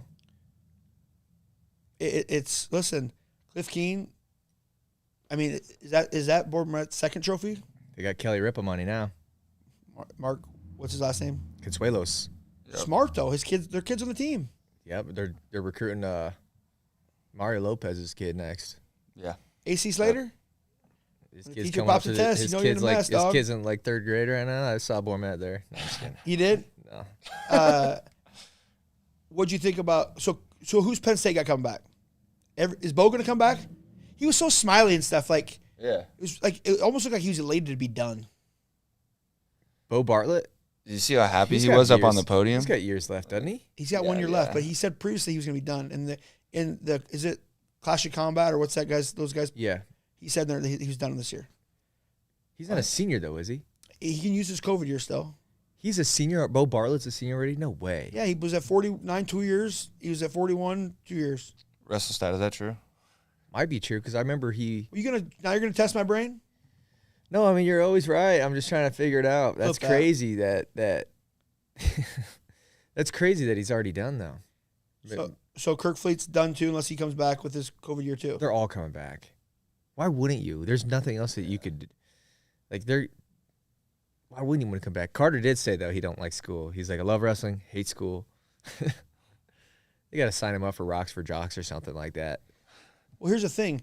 So think about even like Kirk Fleet, whatever. I don't know what the collective is there or what they're, but the day that they're done wrestling collegiately, what your value is minimal. Gone. So I don't listen. I'm going to put a disclaimer on this statement. I don't blame these kids if they can make there's rumors about Kekai's maybe leaving, like all the scuttlebutt. It doesn't look like he's going to, but if a kid gets offered $200,000, okay, to go schools, go. How do you blame him? Right. Yeah. That's life-changing money. Right. And it's different than like any other sport because wrestling's probably one of those sports that's like all the other schools that have like serious NIL money. Sorry. All the other sports that have serious NIL money, those kids, when they're done, have an option to get paid to do what they do. Wrestling's probably one of the only. It's one of the only sports that I'm saying where there is NIL money to be had, but not an option to make money when you're done. Correct. Does that make sense? So like baseball, right? They go to the draft anyways, right? Right. It's probably the only non-basketball or football sport that there's actually NIL. That's what I'm saying. That there's actually NIL money to be given to these kids. It's like there's not NIL money probably to give to the swim team. Let me ask you this. Watch this. That's your Leah Thomas. Who's that? Oh. Tyler's never mind. How much money? Let me ask you this. Tyler saw a kid walking with a pin shirt down there. There's Leah Thomas. Yeah, that's great. How much? So you hear a lot of times there's not any money in wrestling, right? Or minimal. Guys don't do it.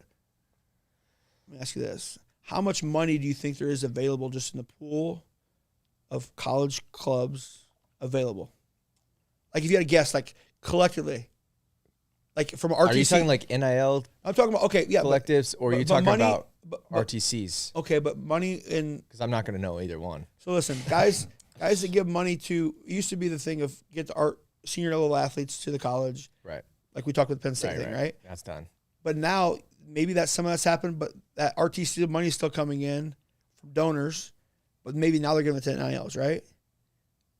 They may be added, but I think the whole reason they're giving money to the RTC is so the college team wins or does better, right? What do you think the pool money is? In 2022, what do you think the total amount of money generated in the RTC clubs and college was in college wrestling? Tell us. Guess. I just want you to guess. Total, like all of them.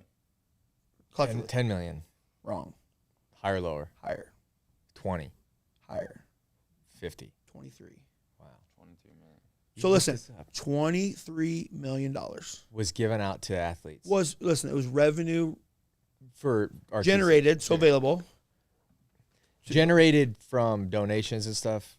Yeah, or events, contributions. Right. Golf outings, everything. 23 million. So there's some serious money for these kids. Do you think that there's a thing though where you got some of these kids who got paid and they're waking up in satin sheets, they don't got to wrestle as hard anymore?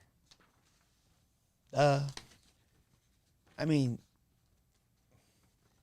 but they were never doing it. They were never wrestling for a check in the first place, though, right? Yeah. So it's not like you're in the UFC. It's like I'm just gonna fight until I have enough money. I don't have to do this anymore. Like they never had that mindset because this money thing in wrestling is new. Kind of. Yeah, I think anytime you get paid anything, that's what makes it so crazy for these guys. Like, I hate to keep going back to this, but like it was like made no big deal. Carter and like even from the crowd, Carter and Brooks just won 4. Okay, they kind of go on. It was also Penn State's first 4-timer. And they went from zero. Finally, they joined the 4-timer club. They went from 0 to having the most all in one night. Did you see what Carter said? They asked him about his. I guess he had won his the same night that Kale had won his 4th. Okay, the same date. And he says, well, also, when Kale was wrestling, he had the first African American coach in the corner with a 4-timer, and he goes, and I'm an African American, and I'm the first African American 4-timer, and he goes, and Aaron Brooks, that's an African American right there too, and he started laughing. So they had 2 African Americans win it. Damn. And from 0 to the top in one night. In all kinds of categories. So the blue blood programs are Penn State because they have a 4-timer, Cornell has a 4-timer. Ohio State Love it. and Iowa State. Those Keep are going. the Blue Bloods. Keep going. Did we miss anybody? But it's interesting about how much money, like what's because the other thing is it's gonna be 40% taxed on the money because it's a one-time, it's like a bonus pay. So whatever they get 100, 40% is going to the government right away. Yeah. You know what I mean? Mm-hmm. But like I said this last year, kind of trolling a little bit. The guy from App State, what was his name? Milner Thomas, Jonathan Milner. I said after the NCAA tournament, I go, man, should have took the money, huh? And everybody's like, oh, I would have never done it, but should have taken the money while you had it. But I think going from like the smaller programs, you're probably going to go to a Big Ten program Or 12. or Big 12. Okay, a lot of these guys have been under the radar. You're going to go, you show up with expectations. You're getting a paycheck. It's a whole new environment of teammates. Do you fit in or don't fit in? And your schedule is going to be harder. Right. I'll ask you this though. I saw you in the beginning of the week, and I think I saw, what do we see? 5 duffel bags on him, and then by the end of the week we didn't see any duffel bags. So Me? yeah, and you said that you weren't partying and stuff, and you're hanging out in hotel back rooms. So what was going on with those bags? Listen, I print money every morning. I was waiting to pick up all my rate tokens. You had a lot less bags with you when you came. Rate tokens ran out. What else do we want to cover? What do you think? So who do you think is going to be the hottest one in the portal? Just let's be speculative I about want to it. do that. Well, why not? It's speculative. I'm not saying like, oh, I know this kid's going in. People in the comments are wondering this too. So What are they saying? They had asked that a while ago. Just who do you think is likely to hit the transfer portal now? A lot of people are saying Nasir Bailey, but I don't know if that's I don't think so yet. gonna be a thing. I think that's only being said because he's a successful well. guy at a small school. But people Shout got out to Neil Erzman too. people got to understand that they have some money down there. Neil Erzman, huge. He's great. DC gave us flowers. Cowboy. Yeah. They recruit really well out of freaking Missouri, and they're getting some Iowa guys too. Again, that's a kid just because he won there, it doesn't mean he goes. If he goes to a Big Ten, I'm not saying he can't do it, but it's just different. Right. It's not gonna be the same. Who else might leave? You think Jory Volk? What about You think Jory Volk is maybe no stays? I think from a team's looking. This is just again analysis. Teams looking for transfers. Your best value or return on investment would be guys that are going to be 174 and above. You get anybody in the middle, they may have done good before, but those weights from 65 to 41, the probability you're going to get a high return on your investment at those weights just because how deep they are volatile is not good. So you're saying they should try to get? I'm just saying if that's the value for the guys should be probably less resume, but higher probability or return on investment 84 and above, 74 and above. Who else? There's a lot of talk about Hamidi transferring. Don't know nothing about it. Someone said Dean? Minio said Hamidi to Michigan. Yeah. And then other comments are asking about him too, just as he leaving. So that if he went to Michigan, he'd go up to 74 then, I would assume. Yeah, they'll have Kim Amin back, right? Iowa doesn't need a 65. They got Caliendo. Some people saying he's going down 57. Who knows? Who? Who's what? Caliendo?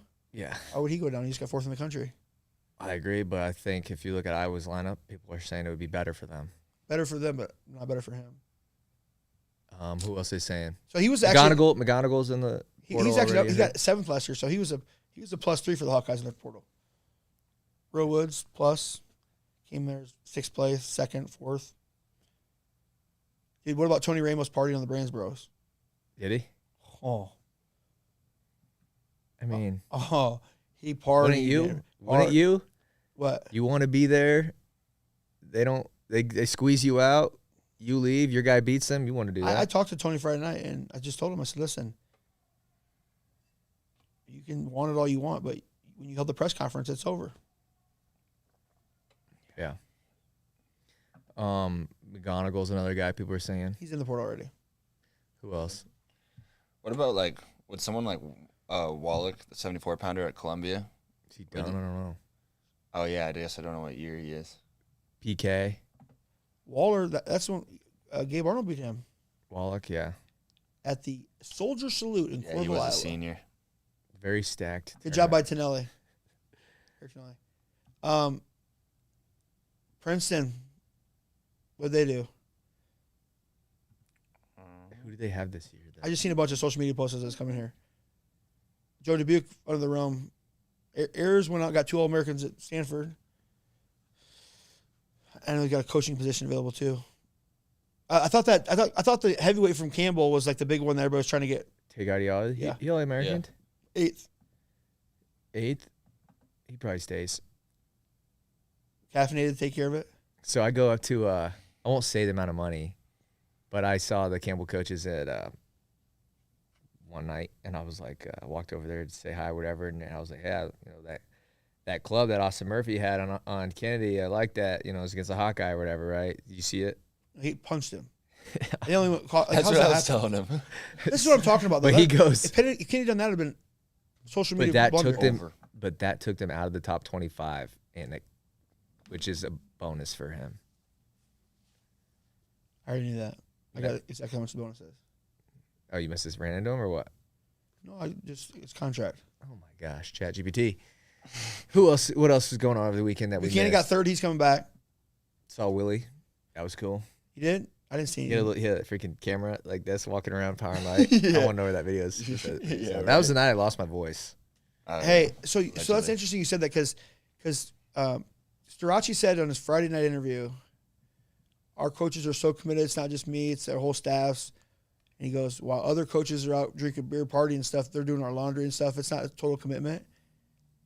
I was really Who said that? Starocci in this ESPN interview.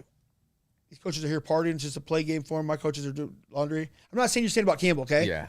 So I'm not. I was like a dinner. I'm not saying that, but it's interesting. It's what sparked my brain to think this is, you know, all the teams are on that wing at the Marriott, right?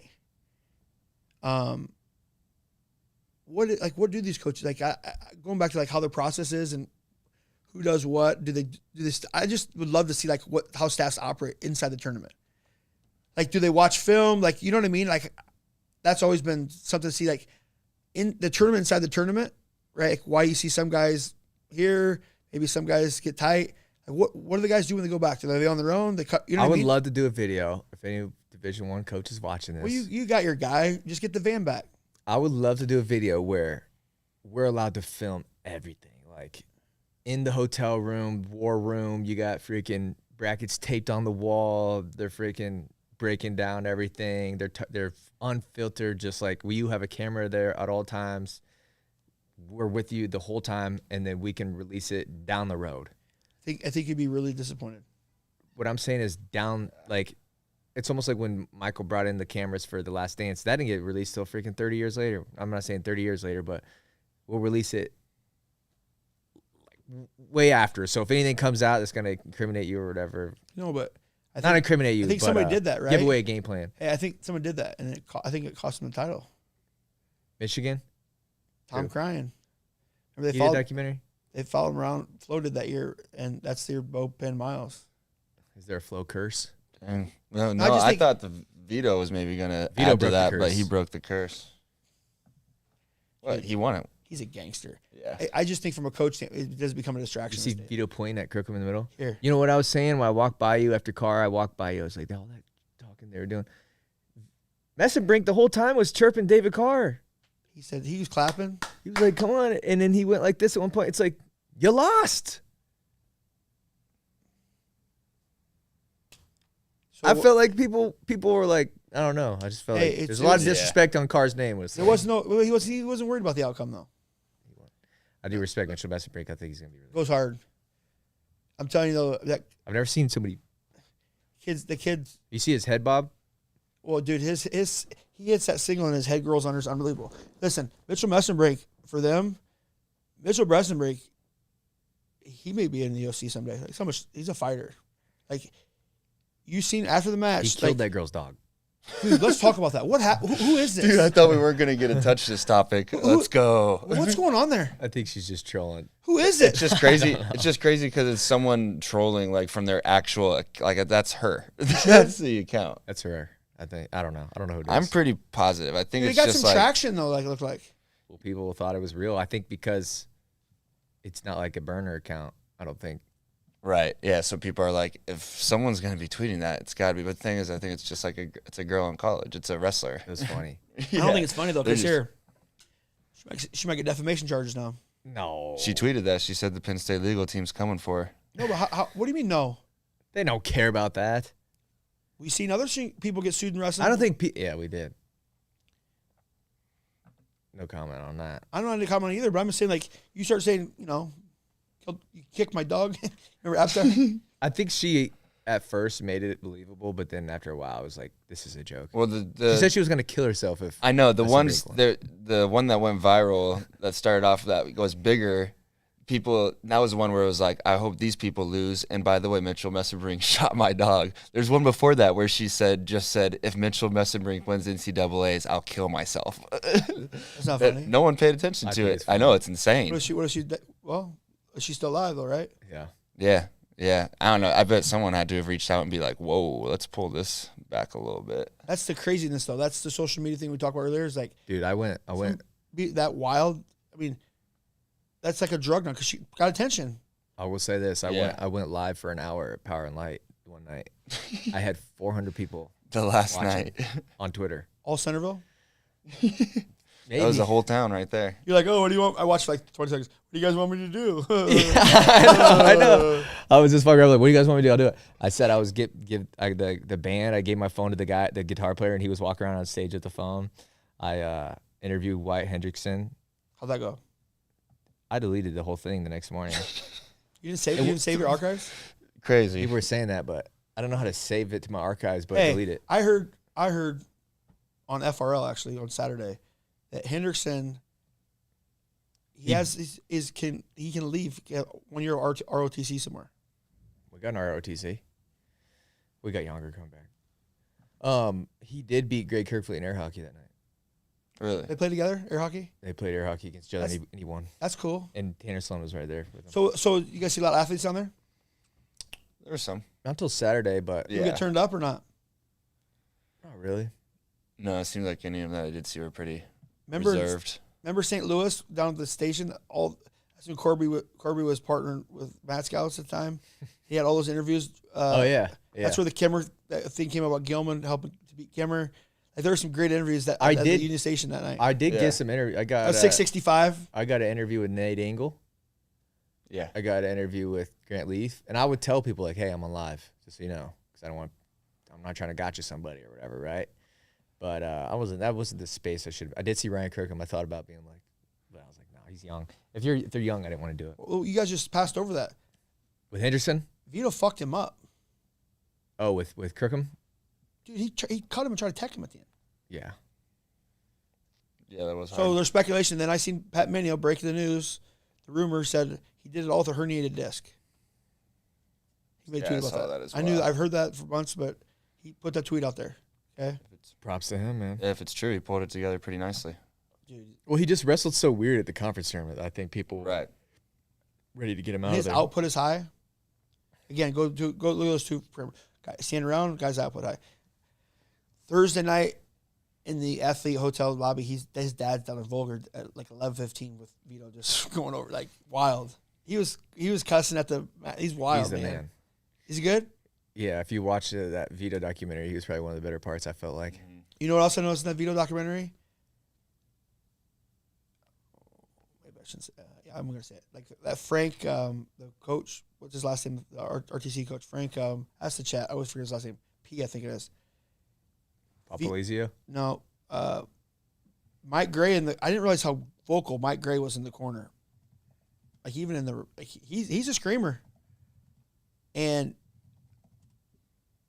he actually Pirelli. He actually toned it way down and grabbed Vito like by the face mask, like got him calmed down, which usually he's going like this. They did tell him at one point, calm down, calm down. Like relax. What was that for? Because they knew that it was like the 8th take. Oh, yes. And there's still time on the clock. Like I kept thinking, is Fix going to sneak one in? It was a ref review. Right. You know what I mean? What do you think about the Dayton Fix booze? I think there's a couple things that are against him. One, his style of wrestling. Two, he had so many controversial matches in a row that aren't his fault in terms of like the controversy side of things. 3, he had the PED thing that's never going to help you out, which Most people you can read the paperwork. It's most people in the arena, not the media. But I think that's why people think it's okay to. That's what gave people the like. It's okay to boo this guy because he had this. Well, I think more people gave him shit about his age. In his age, Yeah, those are the that's fourth. it. Those are so you have all these things that are kind of working against him. None of those kids deserve to be booed. Is Oklahoma State more controversial than Iowa though? Controversial? Or Yeah. what do you mean by that? Like, people love to hate him. Does it get people riled up more? Because I was reading this Twitter thread, and it kind of makes me want to do a video on the guy because it was a little bit before my time. Was the whole Johnny Hendricks thing, right? We're not gonna get into that today, but I started going down a wormhole. He loved it. He's like Starocci. I started going down a wormhole of Johnny Hendricks. I'm like, okay, this guy's kind of sick.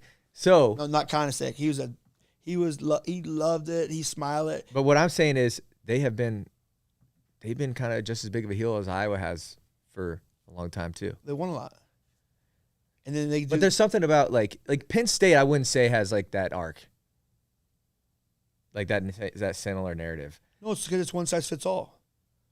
It's That's why we like when Starocci does what he does. So what I'm saying is like I just don't think that.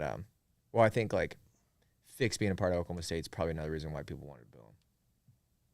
But I don't understand it. Like he was getting booed a lot in his match, but like they were winning those challenges. Yeah, but And then he was the number 1 seed though. Everyone's watching him get knocked all out. the blood time. Well, the first time who was bleeding? Vito, you could whatever that trainer is. You should have rewrapped it. Yeah, but whatever he put in there, I can't believe he had that much in his bag to start with. But when he put the last crack, you could smell it.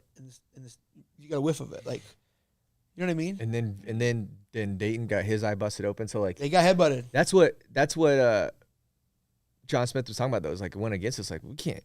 He was bleeding. Like what do you want us to do? Yeah. So then when there was challenges, and then there was another takedown, I think at the end that they wanted to challenge. They did challenge. Cornell did. Because they gave it, then they waved it off, then Cornell threw the brick. I think even after that, because it was like the very end, it was Then like Dayton was like, it was on the edge, I think, right? gave the takedown, then they waved it off, then they threw the brick. It wasn't a takedown. But there was one call, I think, Yeah, where they didn't call a challenge, and Dayton's looking at the corner like challenge it, and he's like, John Smith's like, and I felt like to me, if the crowd wasn't booing as much, they might have thrown another brick. The 2 takedowns that were, it was in the Carr match too with O'Toole. Dayton had the leg, he all the way behind him had the hook, and he's just like reaching back, grabbing the leg. Remember in the first period? Wasn't the Carr one underneath? Yeah, he was more like this. But then that got overturned. So I think 3 calls went against him. But Dayton did get speared in the face, dude. It was like a JB double, his head down. Carr does that all the time. I know. What I'm saying I is, wasn't trying to make a guy look bad, though. no, I know that.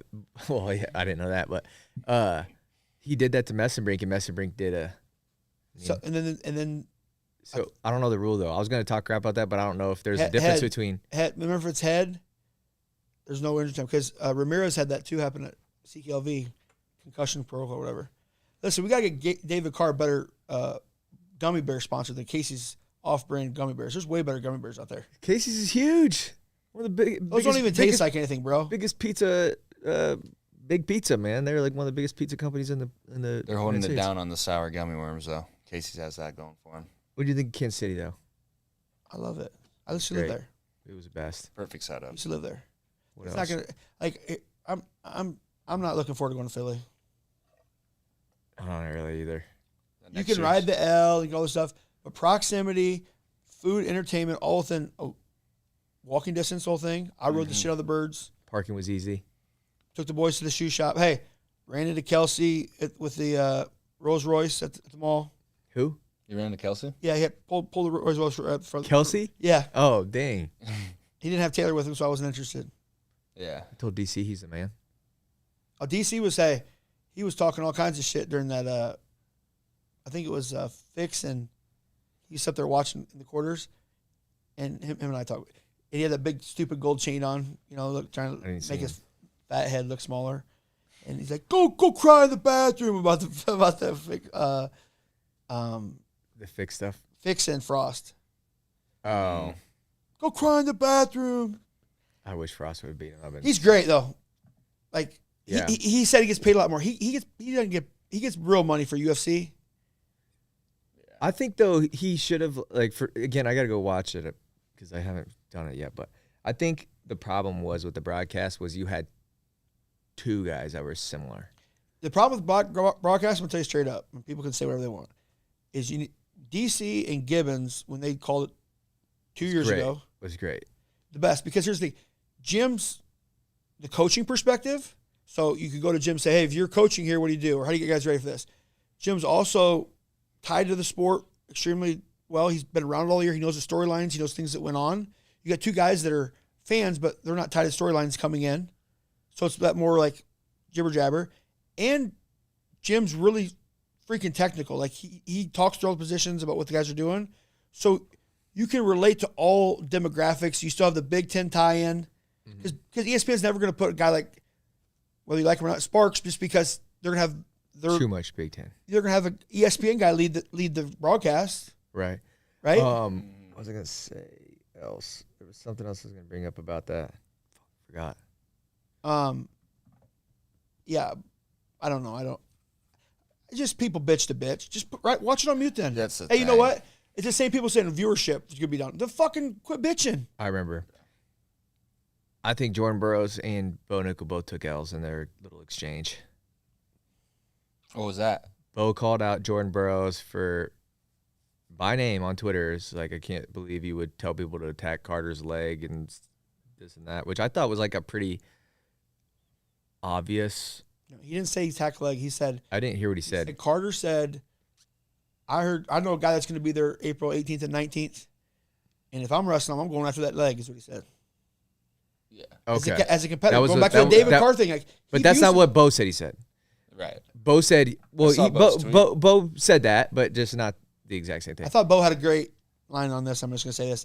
He said, how about you quit comparing everything back to yourself about commentary. So when he took the double on him, he's like, oh, I know a guy that's got a double like that. Kind of look like, with Carr's double. And I don't like when guys do that. He also did, there was one match, I think it was Figueroa's match where the mom was shaking. He's like, well, my mom did. Yeah, I know what you're saying. But then Jordan Burroughs goes and says, you punch dudes in the face for a living, shut up. During the broadcast, dude. You're working for ESPN during the broadcast and you're saying that. Well, DC also tweeted that he was leaving in the middle of the but DC's, that's his. But what Jordan's I'm saying doing is it for a branding exercise, guys. But what I'm saying for Jordan Burroughs saying that is like, Jordan Burroughs, you're the same guy who has like teased the whole community of MMA and wrestling that you're going to fight, like even recently, that you're going to do MMA and you're going to act like you want to do MMA your whole wrestling career. You never actually do it, but you're telling people like you want to do it. I think he's been on record saying he wants to do at least one fight. You can't go and use that against a knock for the guy who's actually doing it. But listen, Burroughs he does a pretty good job. I'm like, he's not a seasoned. He's doing this in his age his spare time. No, it's a branding exercise. He knows it's the biggest wrestling audience available, period. So his brand still becomes relevant to the college. There's no way he ain't playing chess like that. What? He ain't playing chess like that. Why else would he broadcast, Bogle? Oh, I'm saying calling out Bo Nickel like that. No, I'm saying that's why he's in the booth to start with. It's a branding exercise. Gotcha. Yeah. And Bo Nickel, I mean, if it wasn't a Penn State guy, he didn't say shit. I mean, it's all fair and game. Listen, we're talking about it, so they're winning. I mean, it worked. That's true, too. I just think it was too, like... I didn't like the DT and Burroughs back and forth a couple years ago. It wasn't about that, but like the fake back and forth that they had.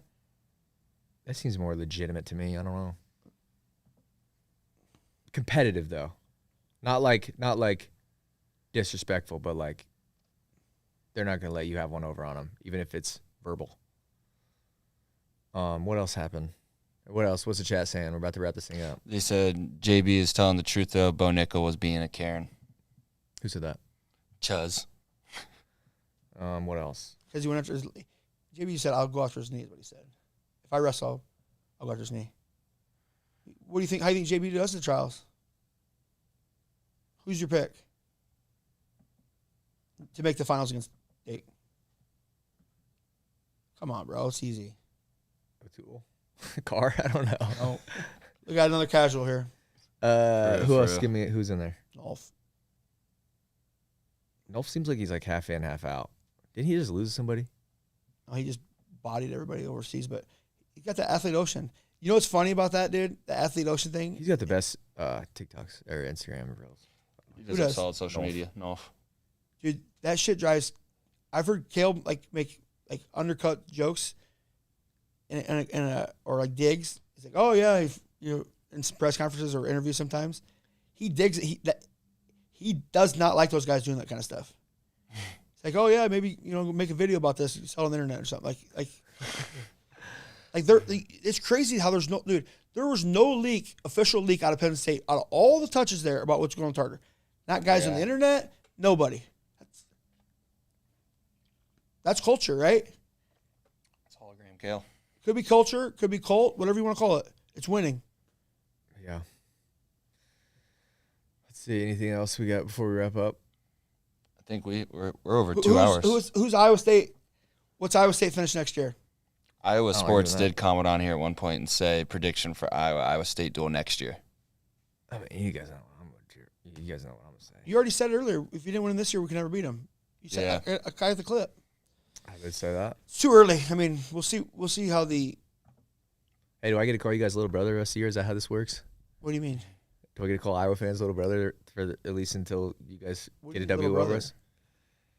I mean, we won. We beat you guys. At what? The NCAA tournament.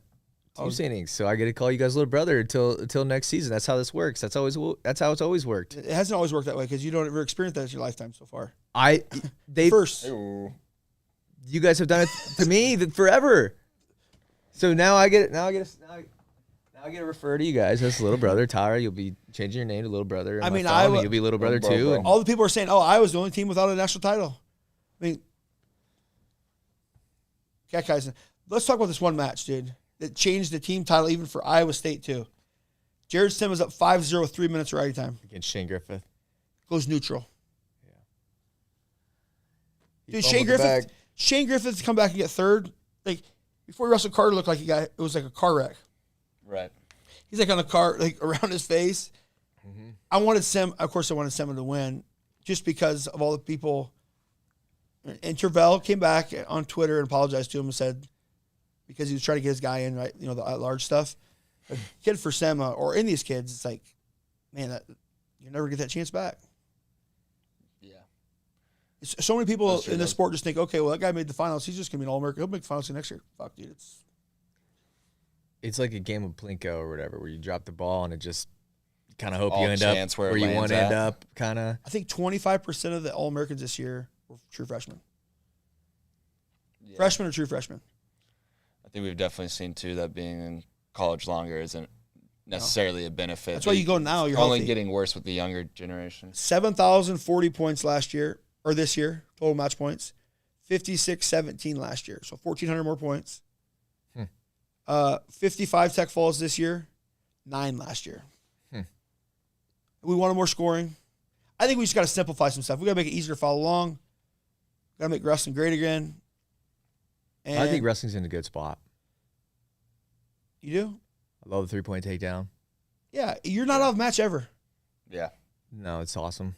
I saw there's way more tech falls, which is obvious. If you watch the rest of the season, you're going to notice that. If you bet on wrestling, you're going to notice that. How'd your line turn out? My bank was pretty good. I won. Bet a lot of that money. Minus 300? Yeah, I didn't. I got 700, but it was good. Now I'm done. Now you're back. We have you back. Was this like the last show till the fall now? You going Disney? No. We'll go. You going Disney or Garage? No, we're going to keep. Here's the thing. Today we're supposed to move studios. I don't want to talk about this. Okay. We're supposed to move studios. So we got to figure out some sort of setup for a studio. Can I ask this? Yeah. Let's try to get maybe like in. Let's see if we get maybe like a guest on. I'd love to see. I think so too. Can you swing it? Reach out to him. Can you get Carter Starocci for an interview? Oh, no way. Why? We'd have to fly him out or something. Hey, I know a guy. I think we should do what we should do in the off season is do like shows or whatever once a week or whatever we want to do, and then bring in people to talk to them about stuff like that we can try and get. Because wrestling, that's the part wrestling is. But it's not even flying people in. It's like there's tournaments in town all the time. Oh, you're in town, come do. But wrestling is this. It's so like scripted, right? You don't ever get like real interviews.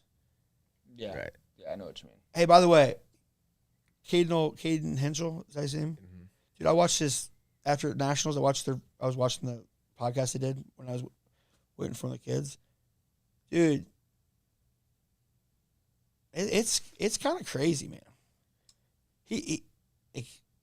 That's a good episode for people just to watch, like the impacts of what people have on you, Yeah. good and bad. Yeah. You know what I mean? I don't know the kid. I know him and what's the other guy's name? They dick around sometimes to play whatever, right? Crosby. No, but I'm just saying, like, for them, and he's put himself in light about the content part, right? Guys are coming up get his autograph or one picture with him after he got beat out of the tournament, and he starts questioning himself. It was just tell him to keep his head up, man. You know what I'll say about Caden that I think a lot of people might not know or realize or whatever is, like, he was one of the easiest people to work with for Street League because he didn't say no to anybody. I mean, there'd be people, like, we've done it 4 times now, so, I mean, you kind of know when a guy, like, is fake saying yes and fake saying no. Like, he was like, yeah. Like, I was like, hey, what about Austin Gomez? Oh, yeah, absolutely. Do you think he's going to beat Austin Gomez? Probably not, right? Who knows? But he didn't care. And it's like, you got all these dudes who hit me up like, I'll wrestle anybody, give him to me. And I say, okay, what about this guy? And it's like, well, I mean, I'm not afraid, but, like, if you do that, you're going to have to blah, blah. Okay. So He's about it. yes. He's about it no matter. Those are like dudes who could be considered on paper more accoladed than Caden was while in college, and they'll have like these stipulations. And what I want to say is, Street League doesn't mean anything. Like, it doesn't mean anything in terms of, like, it's just entertainment, right? It's whatever. But, like, so many dudes don't want to wrestle certain people because they're afraid to lose to somebody, right? Because then on social media they can't say this or that. That man does social media for a job. Like, he's getting paid pretty good. I don't know. I don't talk to him like that, but, like, just knowing what I know from YouTube and getting paid to do social media stuff, that man's getting paid. Oh, you do social media? So I don't know you guys do that. So he did an hour-long live stream, 400 viewers. Hey, So- all the haters jumping around wanting to fail. So what I'm saying is, he has every reason to, like, he would be somebody like, yeah, I would understand if you don't want to wrestle that guy because, you know, that's going to affect your social media brand or whatever, which is what you do. So, like, He's I about totally it. get that. Yeah. So it's a direct, but I think for him, it's like, Character-wise. He has more to lose than gain, right? he knows that there's a story to be told no matter if he wins or if he loses. Remember what I said earlier about champions and people that actually legends that give back to sport? Look how much he got the first Gable Stevenson. Like, he's a fan of the sport. Right. He loves it. He puts himself out there. All these people are just waiting and jealous about what he's done because he's worked and got to it. It wasn't given to him. And as soon as they can fucking jump on him, they all jump on him with both feet. Here's what I say to them. Fuck, all those people can fuck off. Yeah. 100p. Hey, you're not relatable. Look at that thing I put on Instagram this morning. Dana White, you're not relatable as a champion. Yeah. People can't relate to you. And that's Right. small circle, bro. Yeah. Well, Eminem for the what about I had the Marshall Mathers outfit. That's pretty good. That was like that was the most cringe part. Dude, they got Eminem's What was great that? uncle rapping out there. Yeah. Yeah. they were getting a lot they of got the flack for great- that, but they do that, I think, every year. They did a drum line in 1 year, a couple years ago. Oh, or St. something. Louis, yeah. So I don't know. Also, like, I think I would love to know how ESPN structures the show. Like, in UFC, if a guy gets knocked out, it doesn't really matter. I think they schedule like 30 minutes for each bout, right? So it's kind of always runs according to schedule. Like, it doesn't matter if a guy gets knocked out. If a guy gets knocked out early, they're just going to run like segments until they get Commercials, yeah. or commercials or whatever. Wrestling, it's like that Vito Fix match was literally what, 30 minutes? 23 or something like that, yeah. Oh, 23. I mean, still, I mean, what a match is 7 minutes. So what do you Probably ran schedule- over and then What do you schedule? 15 cornhole was minutes on TV or something. Right. It usually is. Hey, tell these guys about viewership numbers and all this other bullshit. Like, Nomad will be having the numbers come out. Fake news. Fake news. How many viewers we got today? We've been around 140 for a while. It's at 133 right now. Oh, not Hey, bad. good job, you guys. College wrestling. The NCAA tournament is by far the toughest wrestling tournament in the world, period. Tougher than Olympics. It's tougher than... There's been many people that haven't won the NCAA title that went on to win world Yeah. and Olympic medals. There's way more national champions than there are Olympic champions. I understand what I'm saying. Toughness. When John Smith says it's the toughest tournament he's ever wrestled in. There you go. I mean, Burroughs won 2. I mean, I know it's different progressions, right? But how many times have we had guys? The KO legacy lives on. No coaching tree though. That's the thing. Like at some point, some of these guys got to leave. They're killing it, doing other things. Athletes Ocean. Bo fight's coming up. Bo's fight coming up. Who's he fighting? Some tomato can? See, we're gonna get killed. This is why the comments are on us. Oh, the Penn State guys? Oh But- my goodness. Sorry. Oh my goodness. It was. I've openly said how. I mean, the people that can't give Penn State. Missouri fell off. We can talk about that. Hold on a second. They got to stop having a tournament in. What about NC State? I mean, Missouri. and I like them, but they were projected second by far, and I think they ended up. Vegas liked them a lot. Vegas had them second. No, the pre-seeds had them second. Bradley Hill beat Owen Treffin. Yeah. That was badass. That was dope. What else happened? I don't know. $18 beers. Yeah, the stadium life was expensive, I guess. It wasn't hard at all. It was just expensive. I'm trying to think what other stories we got from the weekend that happened. It all just happened so dang fast. Saw Corby. Whole season. I could hear Corby across the arena. It's great. Could you? Heard Frost patch. Shove it. You know, he's screaming. Cheering against Iowa State guys, probably. No, he's cheering. Dude, Frost. He loves Frost. He loves one guy at Iowa State, yeah. Dude, come on. What about Here's one thing we did talked you talk about. to Dresser at all? I mean, Who? Dresser. What you were at the social? No, I love social. I drove home. I told you that. Hey, here's the deal. What you did talk about looked like all the Ferraris were together for a big party this weekend. You see that? They were. What? There was a wedding or something. I just seen the thing someone posted about had Angelo with whatever. All 3 brothers or 4 brothers, whatever. Looks like probably the sister got married. Look like. Is he still going to Iowa? I don't know. I assume so. What did the Iowa people tell you? They don't talk to me. You're not in the mix. I guess not. I just don't believe you. I'm being dead. Why would I lie about that? I don't know. I'm just. Fellers is a damn dragon. Let's see what else. No, I'm not. I'm just. Did you and I have a? Cale Happel got beat by Woods in the blood round. Yeah. He beat Hey, Tegan wait. Jameson. Who else did he beat? Wyatt Volker had a great tournament. Got beat in the blood round. Sema got beat in the blood round. Not a bad tournament for them. No. Downey lost. Blood round. Yeah. To Franek.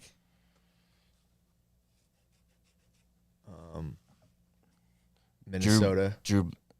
Oh, he's talking about Corby. Drew Bloggs would beat Corby's ass. We didn't get to see it at the NCAA tournament. Who said that? Schultz, Golden Source Music. Ain't no way, dude. Don't think so? Corby be on him like a rat on a Cheeto. I think that's facts. That's facts. What else? Saw Grimmel. Wyatt Grimmel's asking what happened with the show. He was feeling it, but I told him I was like, He had vest on too, you're though. Mr. Worldwide. He's never home. Yeah, No comment. He's on a world tour. it's true. He's in Mexico. He's in California. We got to get him back in here though. Oh my God. Him and Tony passed out that last show I did with him. I couldn't do it anymore. Where's Tony? All right, thank you. Yeah. Thanks guys for watching. Click subscribe. Shout out to Barbarian Apparel. Shout out to Fellers for being here today. Peace.